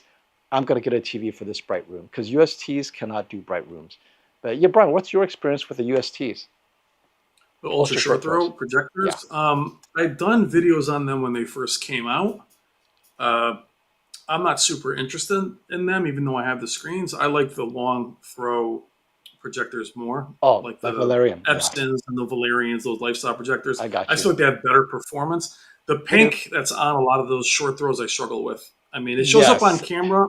Like it's a hot magenta. It's a hot magenta. Yeah. So the pink that's on camera that you see with the long throw projectors is just the camera. The pink you see on short throws is there. It's there. And I struggle with that. So, and it just, we have, there's what, 19 TVs in this room right now. We get pretty backed up. But I'll be doing more regular projectors. And also Michael, now we're on this. Brian, you mentioned there's no new LG Z series. So LG is done with the 8K Z series. Thanks, Michael, for that follow-up super chat. Is it confirmed? No more 8K Z series, Brian? I mean, the Z series, they had a Z3 last year. It maxed at 77. Apparently, they had an 88, maybe. But that's not even last year. What am I saying? That was 2 years ago. Yep. So that was 2 years ago. The Z3 was in, it was at Value Electronics. It was only 77 inches. The G4 smoked it.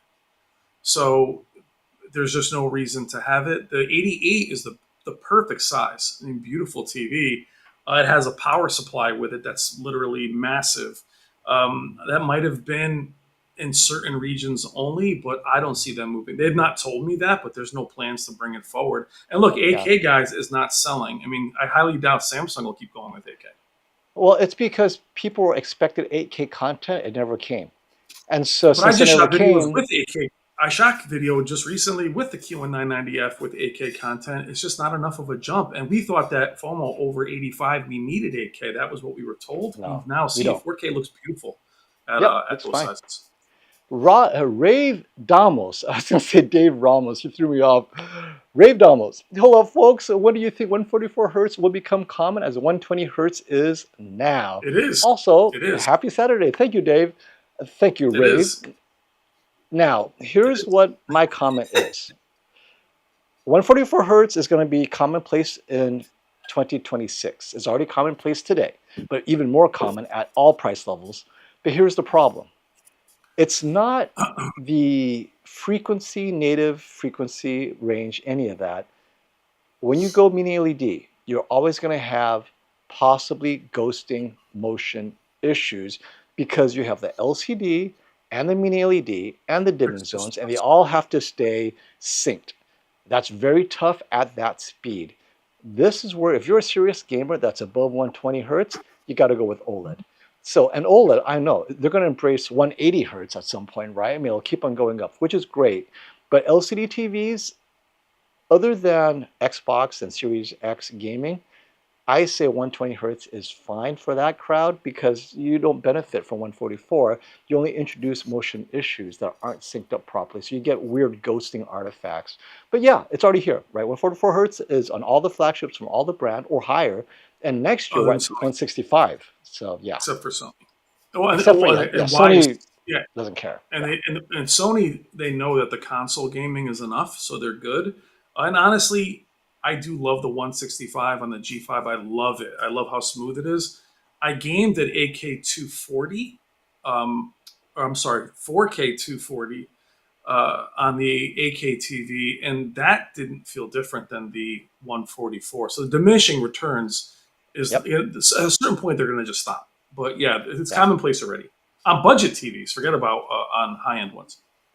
I love Ernie's Irony. comment here. I love this question. At 83 inch for an OLED, and we're talking flagship OLED now, would it be best to go G4 over G5 if it's still possible to get? So I'm going to answer this first because I only have one section of how I watch TVs, which is cinema, normal content, some sports, but not really gaming because I only game on a PS5, PS5 Pro, right?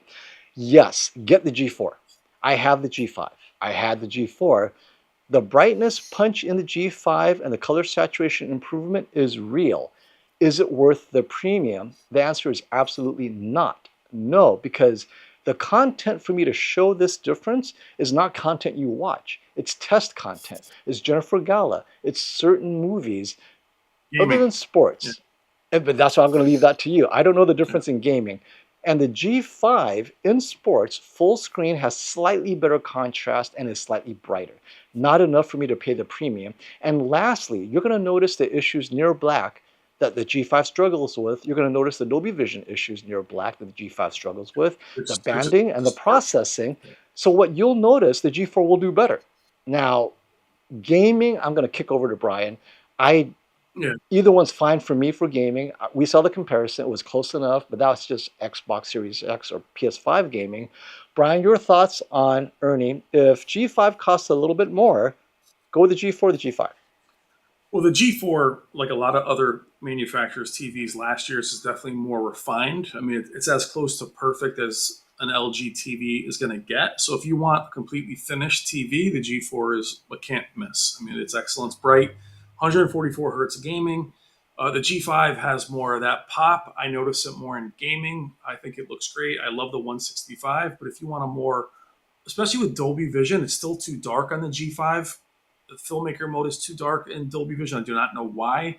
It's hard for me to recommend the G5 when there's so much out there saying the G4 is more refined. If you don't mind some of its problems and hoping that it's fixed, the G5 is the better all around, more vibrant TV. But the better all around, more refined TV is the G4. I'll chase the G5, but I can't recommend you do, unfortunately, at this And I have to give you context. Brian's replacing the G5 with the G6 anyway, so it's not like moment. he's Well, stuck with yeah, the hi, TV. Lisa. Well, unfortunately, well, here's what I say to you guys. Unfortunately, the TV I replaced the G5 with was a C1. But we buy several TVs a lot of times, so we're hard. Don't go by what we buy. Hi, Lisa. How are you? Lise. Lisa, one of our How are you, love? favorites, if not Good to see our you, love. favorite lady of the stream. Of course. Okay, Oz, thank you for the super chat, and I'm going to jump in your comments now. I think this is our last super chat. That's outstanding. Thank you again, Oz. Thank you for the answers. You're welcome. As an enthusiast, probably 99% of your audience, probably more, I'll stick to the biggest OLED I can afford because downgrading, even if it's bigger, won't make me satisfied. So Brian, that's why he bought the 83-inch G5 and not a 98-inch anything else, Yeah. because that's the biggest OLED he can afford. And for me, Yeah. I agree with you. If it wasn't for my family who prefer large screen and they would prefer to watch an ultra short throw at 120 inches on a wall, by the way, Yeah. I would get a 77-inch. For me, that's a sweet spot. I like sitting about 6 feet away. So 6 feet away, small room, 77-inch, that's a great size. I would probably Yeah. choose the S95F personally, but if you need an 83-inch, you got to go with a G4 or a G5. But yeah, no, I'm with you. I'm an enthusiast. I want OLED Yeah. to continue, but I'm Of not course. 99.9% of the buying public. That's what's going to push the market, unfortunately. Well, and FOMO too. I just discovered as we were talking. Why do people typically upgrade for size? Well, I have Yeah. three 83-inch OLEDs. What does that tell you about me? As much as these TVs have grown, they're not better. They're not good enough for me to leave OLED. So I'm still going with an 83 and 83. But even I know at some point you're going to have to jump up in size. If I wasn't in this industry, I probably would have already jumped up to something larger. But there is the luxury of being part of this industry that I can sit back and hang out. I love this comment. SB Digital, you're awesome. Do what they True, say, like parents. not what they do. Do Yeah, as I say, not as I do. like how many of you would go out and get a reference monitor just to double check, right? Yeah, Yeah, don't get the reference monitor. FOMO, the same thing. How many of you would buy a G5 and have it sit in the studio for 4 months? You guys would already be home enjoying it. So there is a flip side to that. Me and this guy have this technology, and we don't use it, unfortunately. I wish we had the time, but we're here hanging out with you, you lovely folks. Yeah. Hi, Lise. And this is a Saturday. We enjoy hanging with you guys. And it's been a while since we've been together, right? We've been really busy. And so, yeah, we finally got some time together. And what are you guys doing waking me up on a Saturday? It's so early. What is What's it, up, Terry? Hawaii? Terry still has the Z9K. He's at he's got the Oh, we 8K got a few Sony. more super chats real Terry? quick. Hey, that guy Tex. Hey, thank you. OLED is king. Yes, it is. Whether it's the Panasonic or the Samsung or the Sony, I'm leaving LG out of it this year. I don't think they're going to be king anywhere. Well, Not even at that guy Tex. Vincent's comparison. Uh-huh. Well, that guy Tex. You know what else is king? Plasma is king. That is and true. It's extinct. It's still king. Pure Elite is still one of the best TVs out there, and it's dead and buried. It is. It has the best motion. Plasma is king of motion. No TV comes close, right? Best Buy has the 75-inch 2023 TCL Q7 for a good price. Would you guys recommend it? Okay, I would take the QM6K over the Q7. QM6K, $599 Black Friday. Right now, the 65-inch is $499, I think, right? 65-inch, $499, QM6K. The 75-inch should be where you're at, maybe just above $600. Wait for Black Friday, I think, because the QM6K is definitely improvement over the Q7. I did like the Q7 a lot, but it did not have HDR. It's great for SDR. And if you don't care about HDR, Q7 is fine. You want a little bit of HDR, the QM6K, I think it's more refined version of the Q7. I highly approve of the QM6K at 75-inch. A very close price. Well, and Jesse, the problem with TCL is it's very hard to recommend last year's model, especially this year, because they reformatted their whole lineup. It's not comparable. The HVA, WHVA, they've changed a lot. So going for, say, 6 to 7 from last year, even especially the year before, they aren't comparable in a lot of ways. Yeah. And wait, hi Dev, hey buddy. What you up? guys, Yeah. If you guys are not subscribed to High Def's Twitter feed, go get it. Oh, so High much of def my pulled it up. stuff. High def. I remember seeing. I know a lot of us saw that concept plasma. It was a real thing, but it had like, yeah, we're we're all still waiting for it. What's up? Thank you for all you do, brother. Oh man. Yeah, I love it. And you guys are awesome. So yeah, it's open. Comments, questions, I'm going to kind of look up. But if you have anything that I missed and you want to throw it out there, ask us away. Here's Yeah. your chance Well, to guys. get a Yeah, feel for and what's guys. happening in 2026. And guys, like I said, and I joked in my video. I am somber about it. I do think OLED is far and away the best technology out there. I don't want it to see it go anywhere. FOMO is more of a cutting edge. He just rolls with it. He's excited about whatever happens, right? I am. So like you guys. I mean, when I game, I do things like that. I really want to stay with OLED, but it just can't. There's just nowhere to go. There just isn't. Nope. So, Michael. And as we come to almost 2 hours on this, and oh my goodness, we're still at close to 400 reviews. Thank you guys. Don't forget to click like. Let's get more people in. Get the chat going. Michael has a great question for us because we will both be attending CES. FOMO, you guys got any speculation for what's coming next year? Boy, do I. It's right around the corner. I bet Value Electronics knows. Yeah, but Robert will keep his mouth very tightly closed because he's very good at not telling us anything. I have to go elsewhere for information. Okay, so this is my speculation. Yeah, I go to Hi-Fi News, right? Hi-Fi. The problem with high def news is that his leaks, especially last year with Sony, his leaks were so good. We went with Sony. We're like, really? I know. Wait, I heard. I was arguing with engineers. No, you're wrong. I heard this. Where'd you hear that? Oh, this guy named High Def News. His were much better. You guys are wrong. So, Michael, here's what I think, and Brian may disagree. This is actually the first time I'm sharing with Brian my thoughts because I'm still trying to consolidate what I expect next year.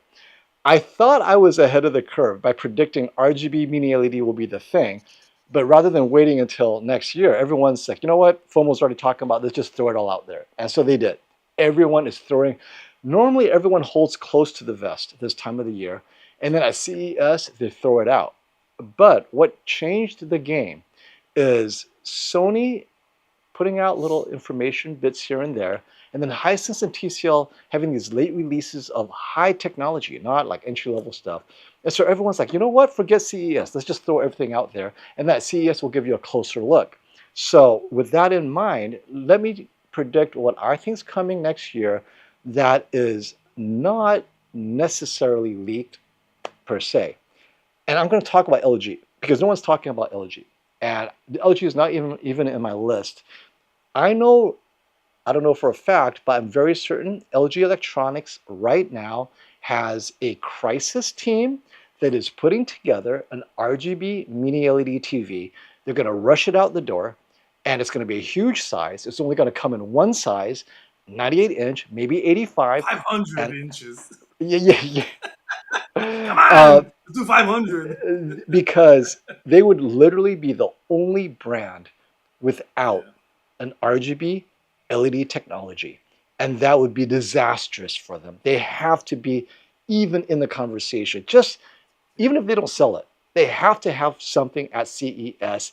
They're putting it together right now. It could even be a white label from Hisense. I don't know, but it will come out. And here's the sad part. Because it's not their native technology, I don't think I'll be very impressed with what they put out. Samsung has been working on this. Sony has been working on this for decades. And then you have Hisense and TCL, right? Hisense acquired a company to make RGB Mini LED, so they own that company now. And TCL, I don't know where they're sourcing it, probably from CSOT. They're working hard to be vertically integrated to do that. So all these guys have had this stuff planned for years, and now it's finally coming to fruition. And it kind of takes me to what I said earlier about explaining the different technologies. So you have RGB Mini LED. That's the generic term that Hisense has been using as the backlight technology. A bunch of mini LEDs, each one is a red, a green, and a blue. Samsung calls it RGB micro or micro RGB. Theirs is a smaller pixel pitch of LEDs in the backlight. So they're saying that higher density of backlight LEDs, RGB, will give you better color. And then you have Sony calling it RGB LED. So they are truly homegrown.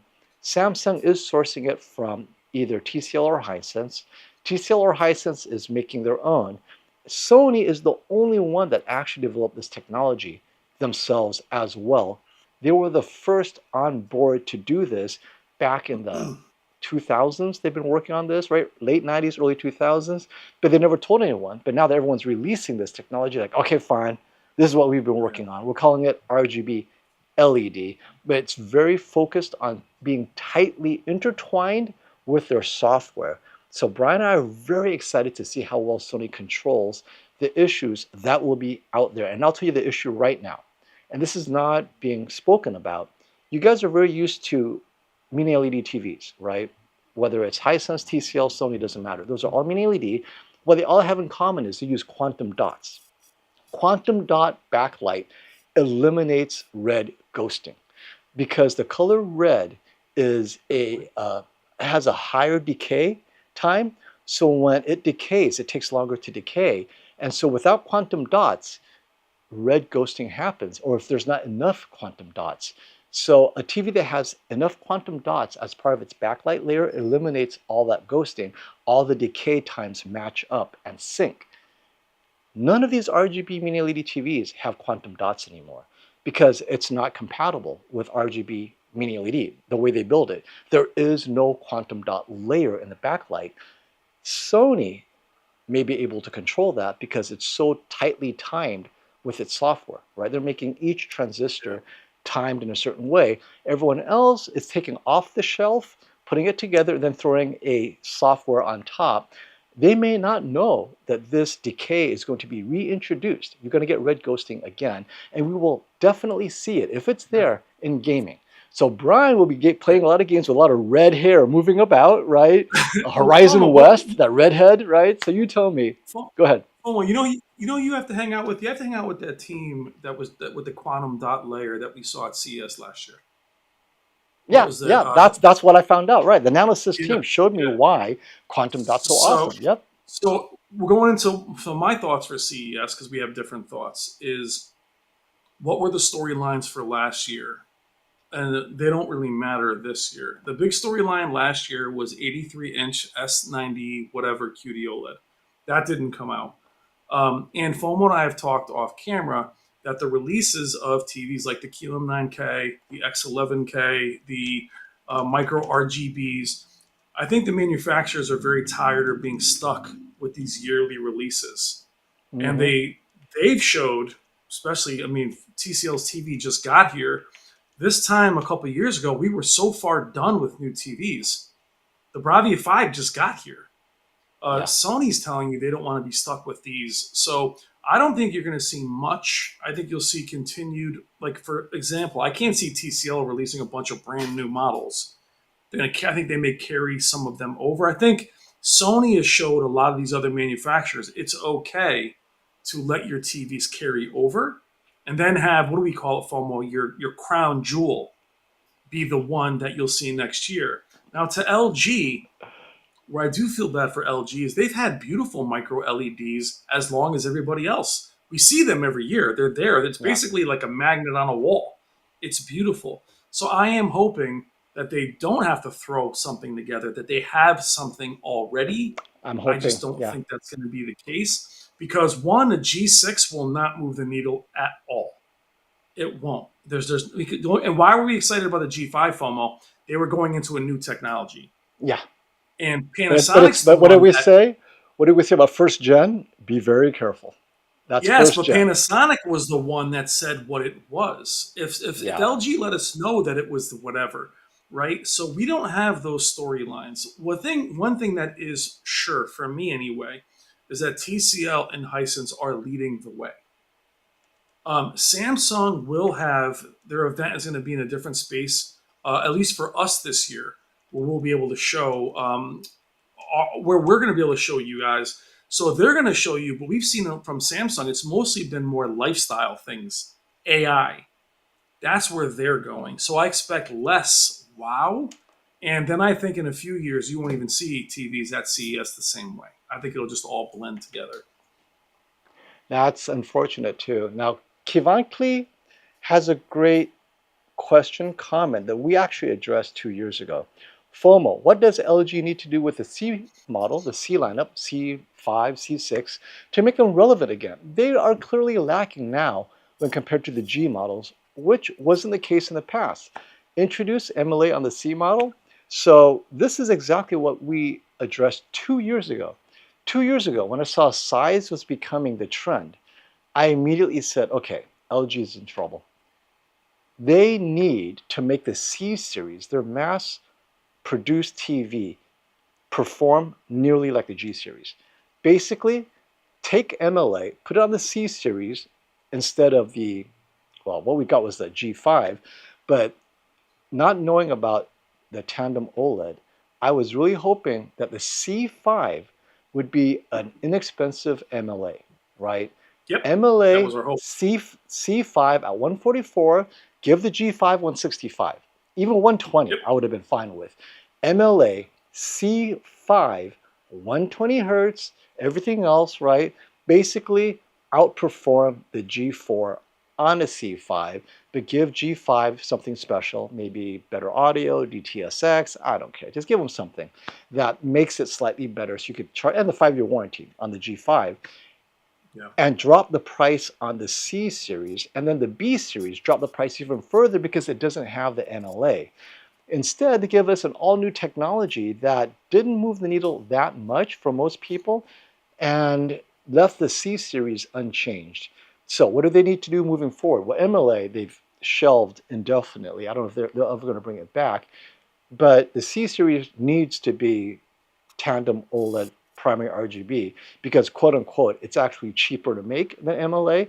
So pass the savings on to the C series and let it be bright, let it do whatever it does with refined software and strip everything else out so that it works really well, does its thing at, it has to be cheaper than what it is right now. The C series at launch is way too expensive. It costs Yeah. the same as a S90F this year and next year's S90 whatever from Samsung. Both TVs are way too expensive, but at least the S90 is a QD-OLED. The C series, it's not. It's trying to pretend to be Yeah. advanced technology. It needs to Yeah. swallow its pride and sell as, if you want viewer adoption, audience adoption, consumer adoption, you have to be cheap. Cheaper. Let the G series carry the halo so that you have a premium flagship for everyone else who wants to pay a little bit more. Yeah. But for most people who are like, look, I only got $1,000. I want a really good OLED gaming TV. Let that be Yeah. the C series. And it never Yeah. happened.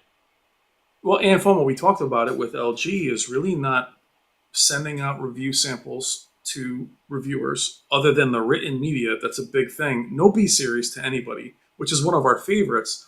But the C series this year is the only. I did not review a C series for the first time since I got on YouTube this year. But the C4, I'm sorry, the C5 was actually very bright. But there was no way for people to. It was literally brighter than the G series from a couple of years ago. But they found no way to market that.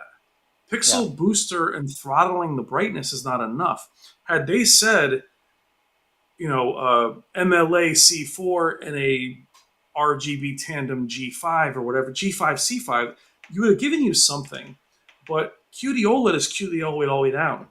S90, S95 are both QD-OLED. So the C series always looks inferior when the C series is actually very stable improvements year after year. They just have no way to separate that marketing to let you know that it's better. For a lot of you, it's just, but it was a lot brighter than last year's, but how the heck would you know that? Reviewers didn't even look at it this year. The written Right. reviews did, but they don't compare TVs. So had they sent, I don't know, I have a C4, but we really didn't touch it this year. If they're not going to promote it, either are we. I mean, unfortunately, they have to get better at even as we said this when we were at LG, it was so fast with the QNEDs, QNEDs, I didn't even know what they were like. Where's the wireless one? Which one's the 89? Which one's the 90? So vague on that. Very hard for us to focus on them and say, yeah, send me that one. I don't even know what they are. So Brian, it's a what would you shame. do? C5 is called into. What would you do if Tanvir, what he's saying, ends up being He's got great true? ideas. bring back MLA to 2026 G series and C series. Like, you know what? Misstep. Disaster. Goodbye, primary RGB. Would Hello, be MLA, or maybe add it to primary to keep up with the well, brightness. I mean, actually, you know what, Tanvir? MLA with the primary RGB maybe gets them to 6,000 nits. Maybe. yeah. I mean, at So least it so keeps up with the Chinese Joneses. so what we're just actually what I just realized, we both just should have realized this, is that for at CES when we saw that Panasonic went with the RGB Tandem OLED, we were like, wow, what a pivot. We all thought they were going with QD-OLED. Well, now if Panasonic does drop off and doesn't make another TV, now LG Display is making that one technology just for one TV. And that's not going to be sustainable either. The MLA was only for one TV. But what they should be doing is they should have done MLA monitors or RGB tandem monitors, and that's the only way to really compete. And I don't really see them doing that, unfortunately. Right. Their G series at smaller sizes didn't have MLA, so I don't know where they're going to go with it. You know what? Now, the more I think about it, the more I think Tanvir could be on point. The only way to get brighter is to add MLA. I don't want to say cheaply, but without having to do any more R&D. Here's a great question from Habs Fan 57. FOMO, can you get great deals on OLEDs if I buy 20 or more? And instantly I thought of Robert at Value Electronics. Yes. When you do that in high volume, let him know FOMO Brian sent you and order 20. He'll take care of you because that's what he does. Those are the kind of special orders where he'll create a special discount for you. Just tell him how many you need and he'll work something out. I am certain of it. Okay, here is another super chat from Dennis. Good question though. Hey, Dennis. Hey, you guys can pivot to home audio. TV Tech is Mac. So Dennis, I did that. Oh my gosh, I did. You Home audio. think TV tech is maxed? Audio has been maxed. Let me tell you, I tried to do that. I 3 years ago. Now, before pivoting, I actually had to commit to buying all my audio gear, right? So imagine all Genelec, Trinov, Per Listen, JTR subwoofers. I had everything set up. I set up like Voice of God, 16 speaker, Oro 3D, the works, right? The whole system is literally a mastering studio that I could reproduce to hear exactly what the creator intended from any movie, play through Kaleidoscape. And then when I was done, I was like, you know what? So what? I'll end up just reviewing Blu-ray discs. Because first, every time I compare it to a soundbar, like, okay, this is what the soundbar is missing, blah, blah, blah. Most of the time I ended up using Trinov's upsampling into a full matrix because the source audio was so deficient in surround. And it relied so heavily on Oro 3D on a Trinov to upmix to a 13 to 16 surround system because their bass was so bad. I'm like, wait a minute. You guys aren't going to go out and get a Trinov to do all of this with discrete speakers overhead. And then I had the quad and I had the Samsung flagship soundbars. I'm like, you know, this is so close. I cannot tell you guys to go out and spend $75,000 when a $1,700 system gets you 90% there without the sub. Yes, the JTR dual 21-inch was amazing, and it still is, but you could do that with $500, right? And so at the end of the day, and short of subjective, because there's no way you can measure an immersive system. It's impossible. I understand measuring individual speakers, but an immersive system to say this is the effect, it's mostly the processor that I end up reviewing like AVRs and stuff, and the audience for that is so small. Well, And even as it's so small, is if you think the amount of change of the lengths of audio, now it's what's the amp, what is the processor, what's the receiver, how many speakers. If you think that HDR wasn't supported well, you think Atmos is supported well? And for us as reviewers, I've done reviews on speakers and things other than the chassis or the body of a speaker. And you guys, even I'm lucky to have Jennifer Gala to be able to show you content, and you guys complain about not showing movies. How do you think you're going to hear music for copyright is the worst? So we can't even convey to you. And I heard there's a lot of amazing creators in that space. And what you see is them sitting down and going like this.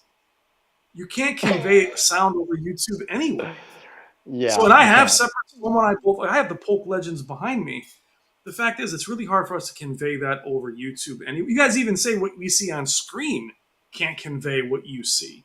So, and I understand what you'd like us to do, but it's very hard. And speakers come out every few years. Receivers, it's way And too much, it sounds and the so interest isn't there. similar. Interest Yeah. isn't there. And don't even get me started about double blind testing speakers. Oh my God, it's such a nightmare. We did that, and we were surprised that like SVS was one of the best, and even audio is worth it in video games. Yeah, but PC surround sound is limited. I have 11 channels. It's very hard to get into, and there's just too much. And this is where I am with Quack Fu. After all of that, at the end of the day, I'm watching TV audio. Yep. My Trinnov has not been turned on for over a year. My quad is, because I'm moving TVs around, and when I want to watch something, oh, you know what, the TV audio is fine. And so let me go to the research. I had the theater bar Bravia 9 behind me. Netflix research shows that more than 85% of TV owners watching Netflix use TV audio. More than 85%. Yeah. And then the other 10% or more sound bars, way less than 5% have anything better than a sound bar.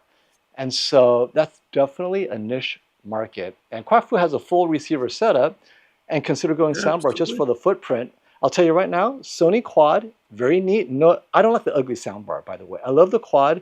TCL just released their version of the Quad where you could buy each speaker one at a time until you could afford to get all four, which I think is genius. And then you could add a subwoofer. I'm trying to lobby TCL to have 6 subwoofers as an option to add on, right? Yeah. But yeah, we are in the golden days of both TV and audio, Quack Fu. And definitely, you should do that. Try that. Well, and FOMO, when you and I did the M-Wave tour, we did those theater tours. As incredible as that was, having subwoofers that were larger than our bodies, the amount of time as adults with kids or whatever that I really sit even in my own system, which bumps with these massive SVS, is such a small period of time. I don't even watch movies like that anymore. So it's like that time to really sit and bump it is not what it was either. So I would invest in it again. I'm not going to upgrade my speakers and things again, not for a long time. And you know what? I think we're going to take maybe 1 or 2 more questions and wrap up. I didn't realize we've gone almost 2 hours. We had a couple more super chats. Oh, yeah. And then we'll wrap up the super chats. So get your super chats in now, my friends, and we'll hit that. Oliver has a wonderful question. Not everyone has a house big enough to hold even a 65-inch. I may be the only one with this question, and honestly, you probably are. But tell me, what's the current situation with the 55-inch class? Will micro RGB LED be coming in the foreseeable future? What do you think? So the leak from Sony is, yes, confirmed they will scale down. That's the leak. Prestige RGB LED brand will hit. They won't do a 55-inch Bravia 9? No. It's probably the Bravia 7 Mark II. That's my guess. I don't think it's a Bravia 9. But hey, Bravia 7 is still good TV. 55. Yeah. Well, I mean, we saw the research had shown that a lot of these flagships weren't going 55 anymore. So they were starting at 65, but hopefully you'll see that change. Maybe Oliver, like TCL and Hisense can change it. I suggest you consider a Panasonic 55-inch Z95B or the Samsung S95F at 55 inches. Those would be my 2 55-inch TVs that I think will give you a better experience than first generation micro RGB, even if it's from Sony. And that would include the Sony Bravia 8 Mark II at 55-inch. Any of those 3 TVs, Panasonic Z95B, Samsung S95F or S90F, and the Sony Bravia 8 Mark II. I think you'll have a great experience at 55, more so than any of the micro RGBs, because I don't think you'll benefit from the brightness anytime soon. Dolby Vision 2 is not going to come to content for at least another 2 years, I think. So there we are. And next super chat, Robert Conrad. Thank you so much, my friend. Hi, guys. Did you see my note to you about ratings and the G5 significant drop in brightness and vivid from the last update? Yes, Robert, I saw you posting that. I haven't had a chance to kind of compare it. It's pretty bad. Hope you guys are well today. So, Robert, now, if you don't know, I don't do TV measurements, what I do is TV to TV comparisons. We still Now, do. I Yeah. will I will take your word for it that ratings have done this, and if it's that significant, Brian, we have a problem because one, why did they do that? Is it longevity reasons? Is primary RGB tandem OLED a longevity problem at this brightness? Because that did not happen in MLA. And two, the conspiracy theory, they did that so that they can say the G6 is twice as bright, right? Because by Um. dropping it, they can say Yeah. that, but I don't know why. I'm just throwing it out there. No. I Why would mean, they drop the brightness? so Robert, I'm very, I feel very bad for Robert because I've And been in his this is in position. vivid mode, Brian. This is in vivid mode, just Yeah. so you guys know. But I feel bad for Robert because literally my channel was born with what he's going through. And what I mean by that is he's got buyer's remorse and it just gets worse and worse. And I feel for him because he can't look at his TV the same way. I will say to you though, Robert, in vivid mode, the G5 has been brighter in random modes. Like the theater modes, the movie modes were brighter than standard. So the movie modes are where they're going to put, and they've even said in Dolby Vision, put it in standard, put it in vivid. So their presets are all over the map. But in vivid, I think a lot of people are going to say, who cares? I know LG is going to say, who cares? Because enthusiasts don't watch TV in vivid. So that's what you're going to hear as far as what the TV is really capable of. I'll compare it. I have the Bravia 8 Mark II here, and I have the G5. I'll put them in vivid. I have a hard time believing that the Bravia 8 Mark II is brighter, considering it's not that bright. But if I find it to be the same perceptually, I'll make a video on it and we'll hammer it. I promise you. Yeah. Because Now, they don't need yeah. to be that bright. I hate to say that. They just don't. I'm not going to go for bright LED OLEDs anymore. They're bright enough. Not in vivid mode. Not in vivid mode, but I understand what you're saying, Robert, because I think what you're saying, Robert, is that you like using, because I do test my TVs in dynamic and vivid just to show the brightness with Jen's content. I never watch TV in vivid, but you love knowing it's there. And when it's not there, you feel totally ripped off. I would recommend not updating your TVs anymore until you have somebody like Tech Giant who checks all these. But I'll look at it, Robert. I mean, the B8 is only really bright and vivid, to be honest. But I'll compare them and we'll do a video on it. Now, Robert, to answer your question, so he wants a replacement. G5 out the window because he feels obviously that's not very consumer friendly. And he should. The I mean, it's been bad for him. I feel bad. Now, replace it with a Z95B is Panasonic not brighter than the Z95B. G5. No, it It's isn't. not brighter. But they didn't dim it down though. So now that the G5 has been dimmed down, the Z95B is probably brighter. They might be. But the question though, my point is, he's going to replace it though, Brian. Which one to replace it with though? G5 is gone. What would he replace it with? The Z95 or the Bravia? I would go grab an S90 and call it a day. But you then know what again, wait till Samsung. When Samsung software going to go 100 inches. I'm going to tell him to get the Bravia 9. Yeah, you know why I'm telling you to get Bravia 9? This is why, Robert. This is my. Wait, FOMO. Until he sees blooming, which the Bravia 9 has, he's going to lose his mind. Nope. I'm going to set Robert up for the future. Robert, now this is where Brian and I disagree. See, we're not on the same page. And I'll let Brian take the response, his last word. Robert, the Bravia 9, get the 75 or 85 inch, right? 85 inch is its best performer. And I love the 65, so I can only imagine the 85 is slightly better. Wow, all day long. Okay, why Bravia 9? This is why. Get a Bravia 9, whatever size you need. You become accustomed to that Sony look, which you already are. You have the Bravia 8 Mark II. But more importantly, you're accustomed, you're adapting your eyes to good LCD mini LED.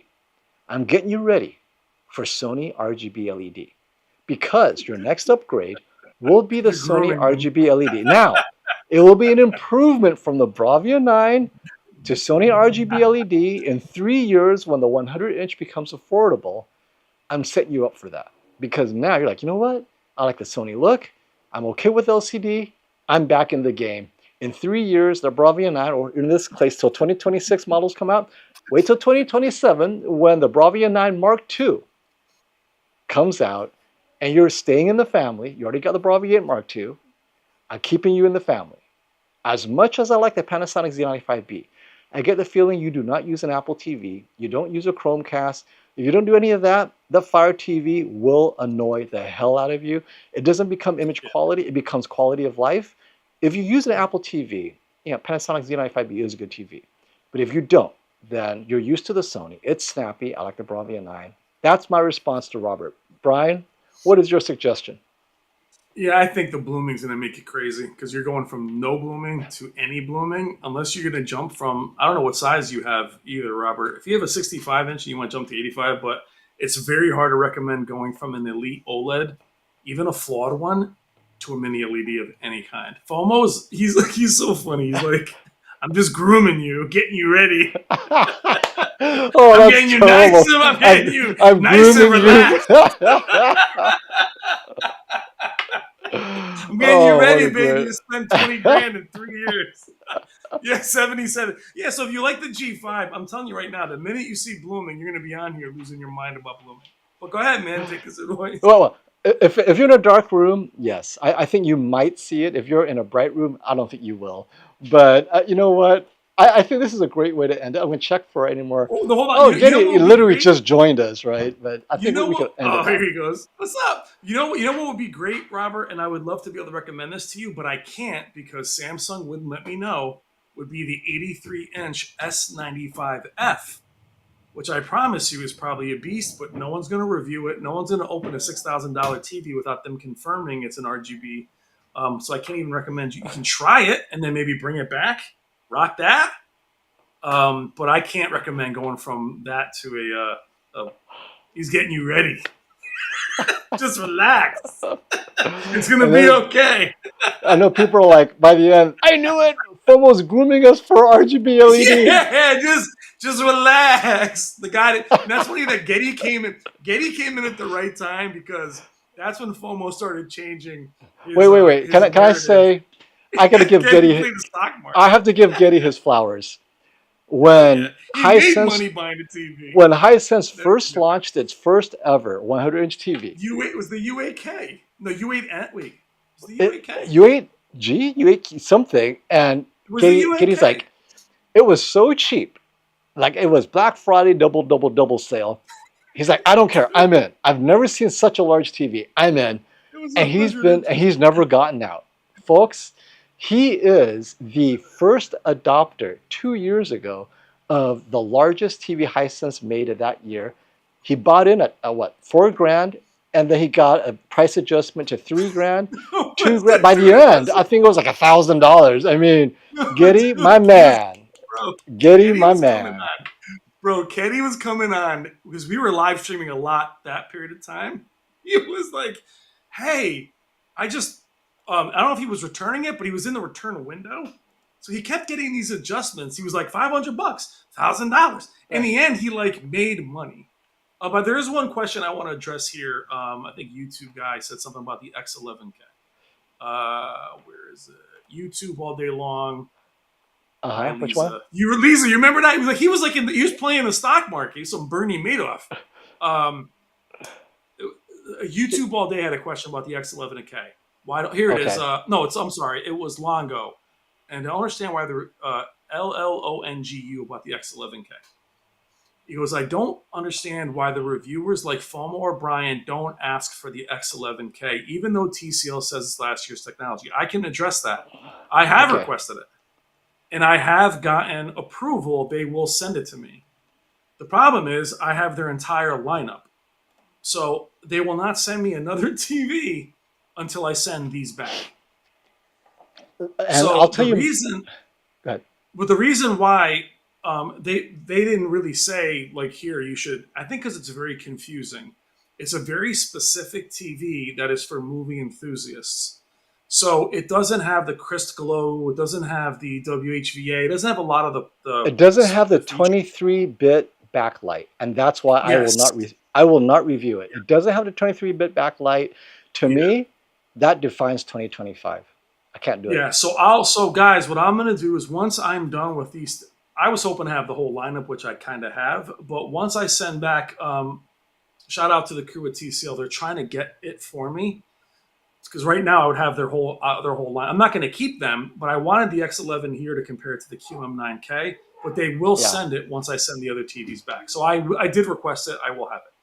And the X11K only comes in the super large sizes, so there's no 65-inch size. So that's another limitation for me personally. But I'm so excited. I'll still review it. Yeah. Well, any form of, I think what you've said, we've said this in the past.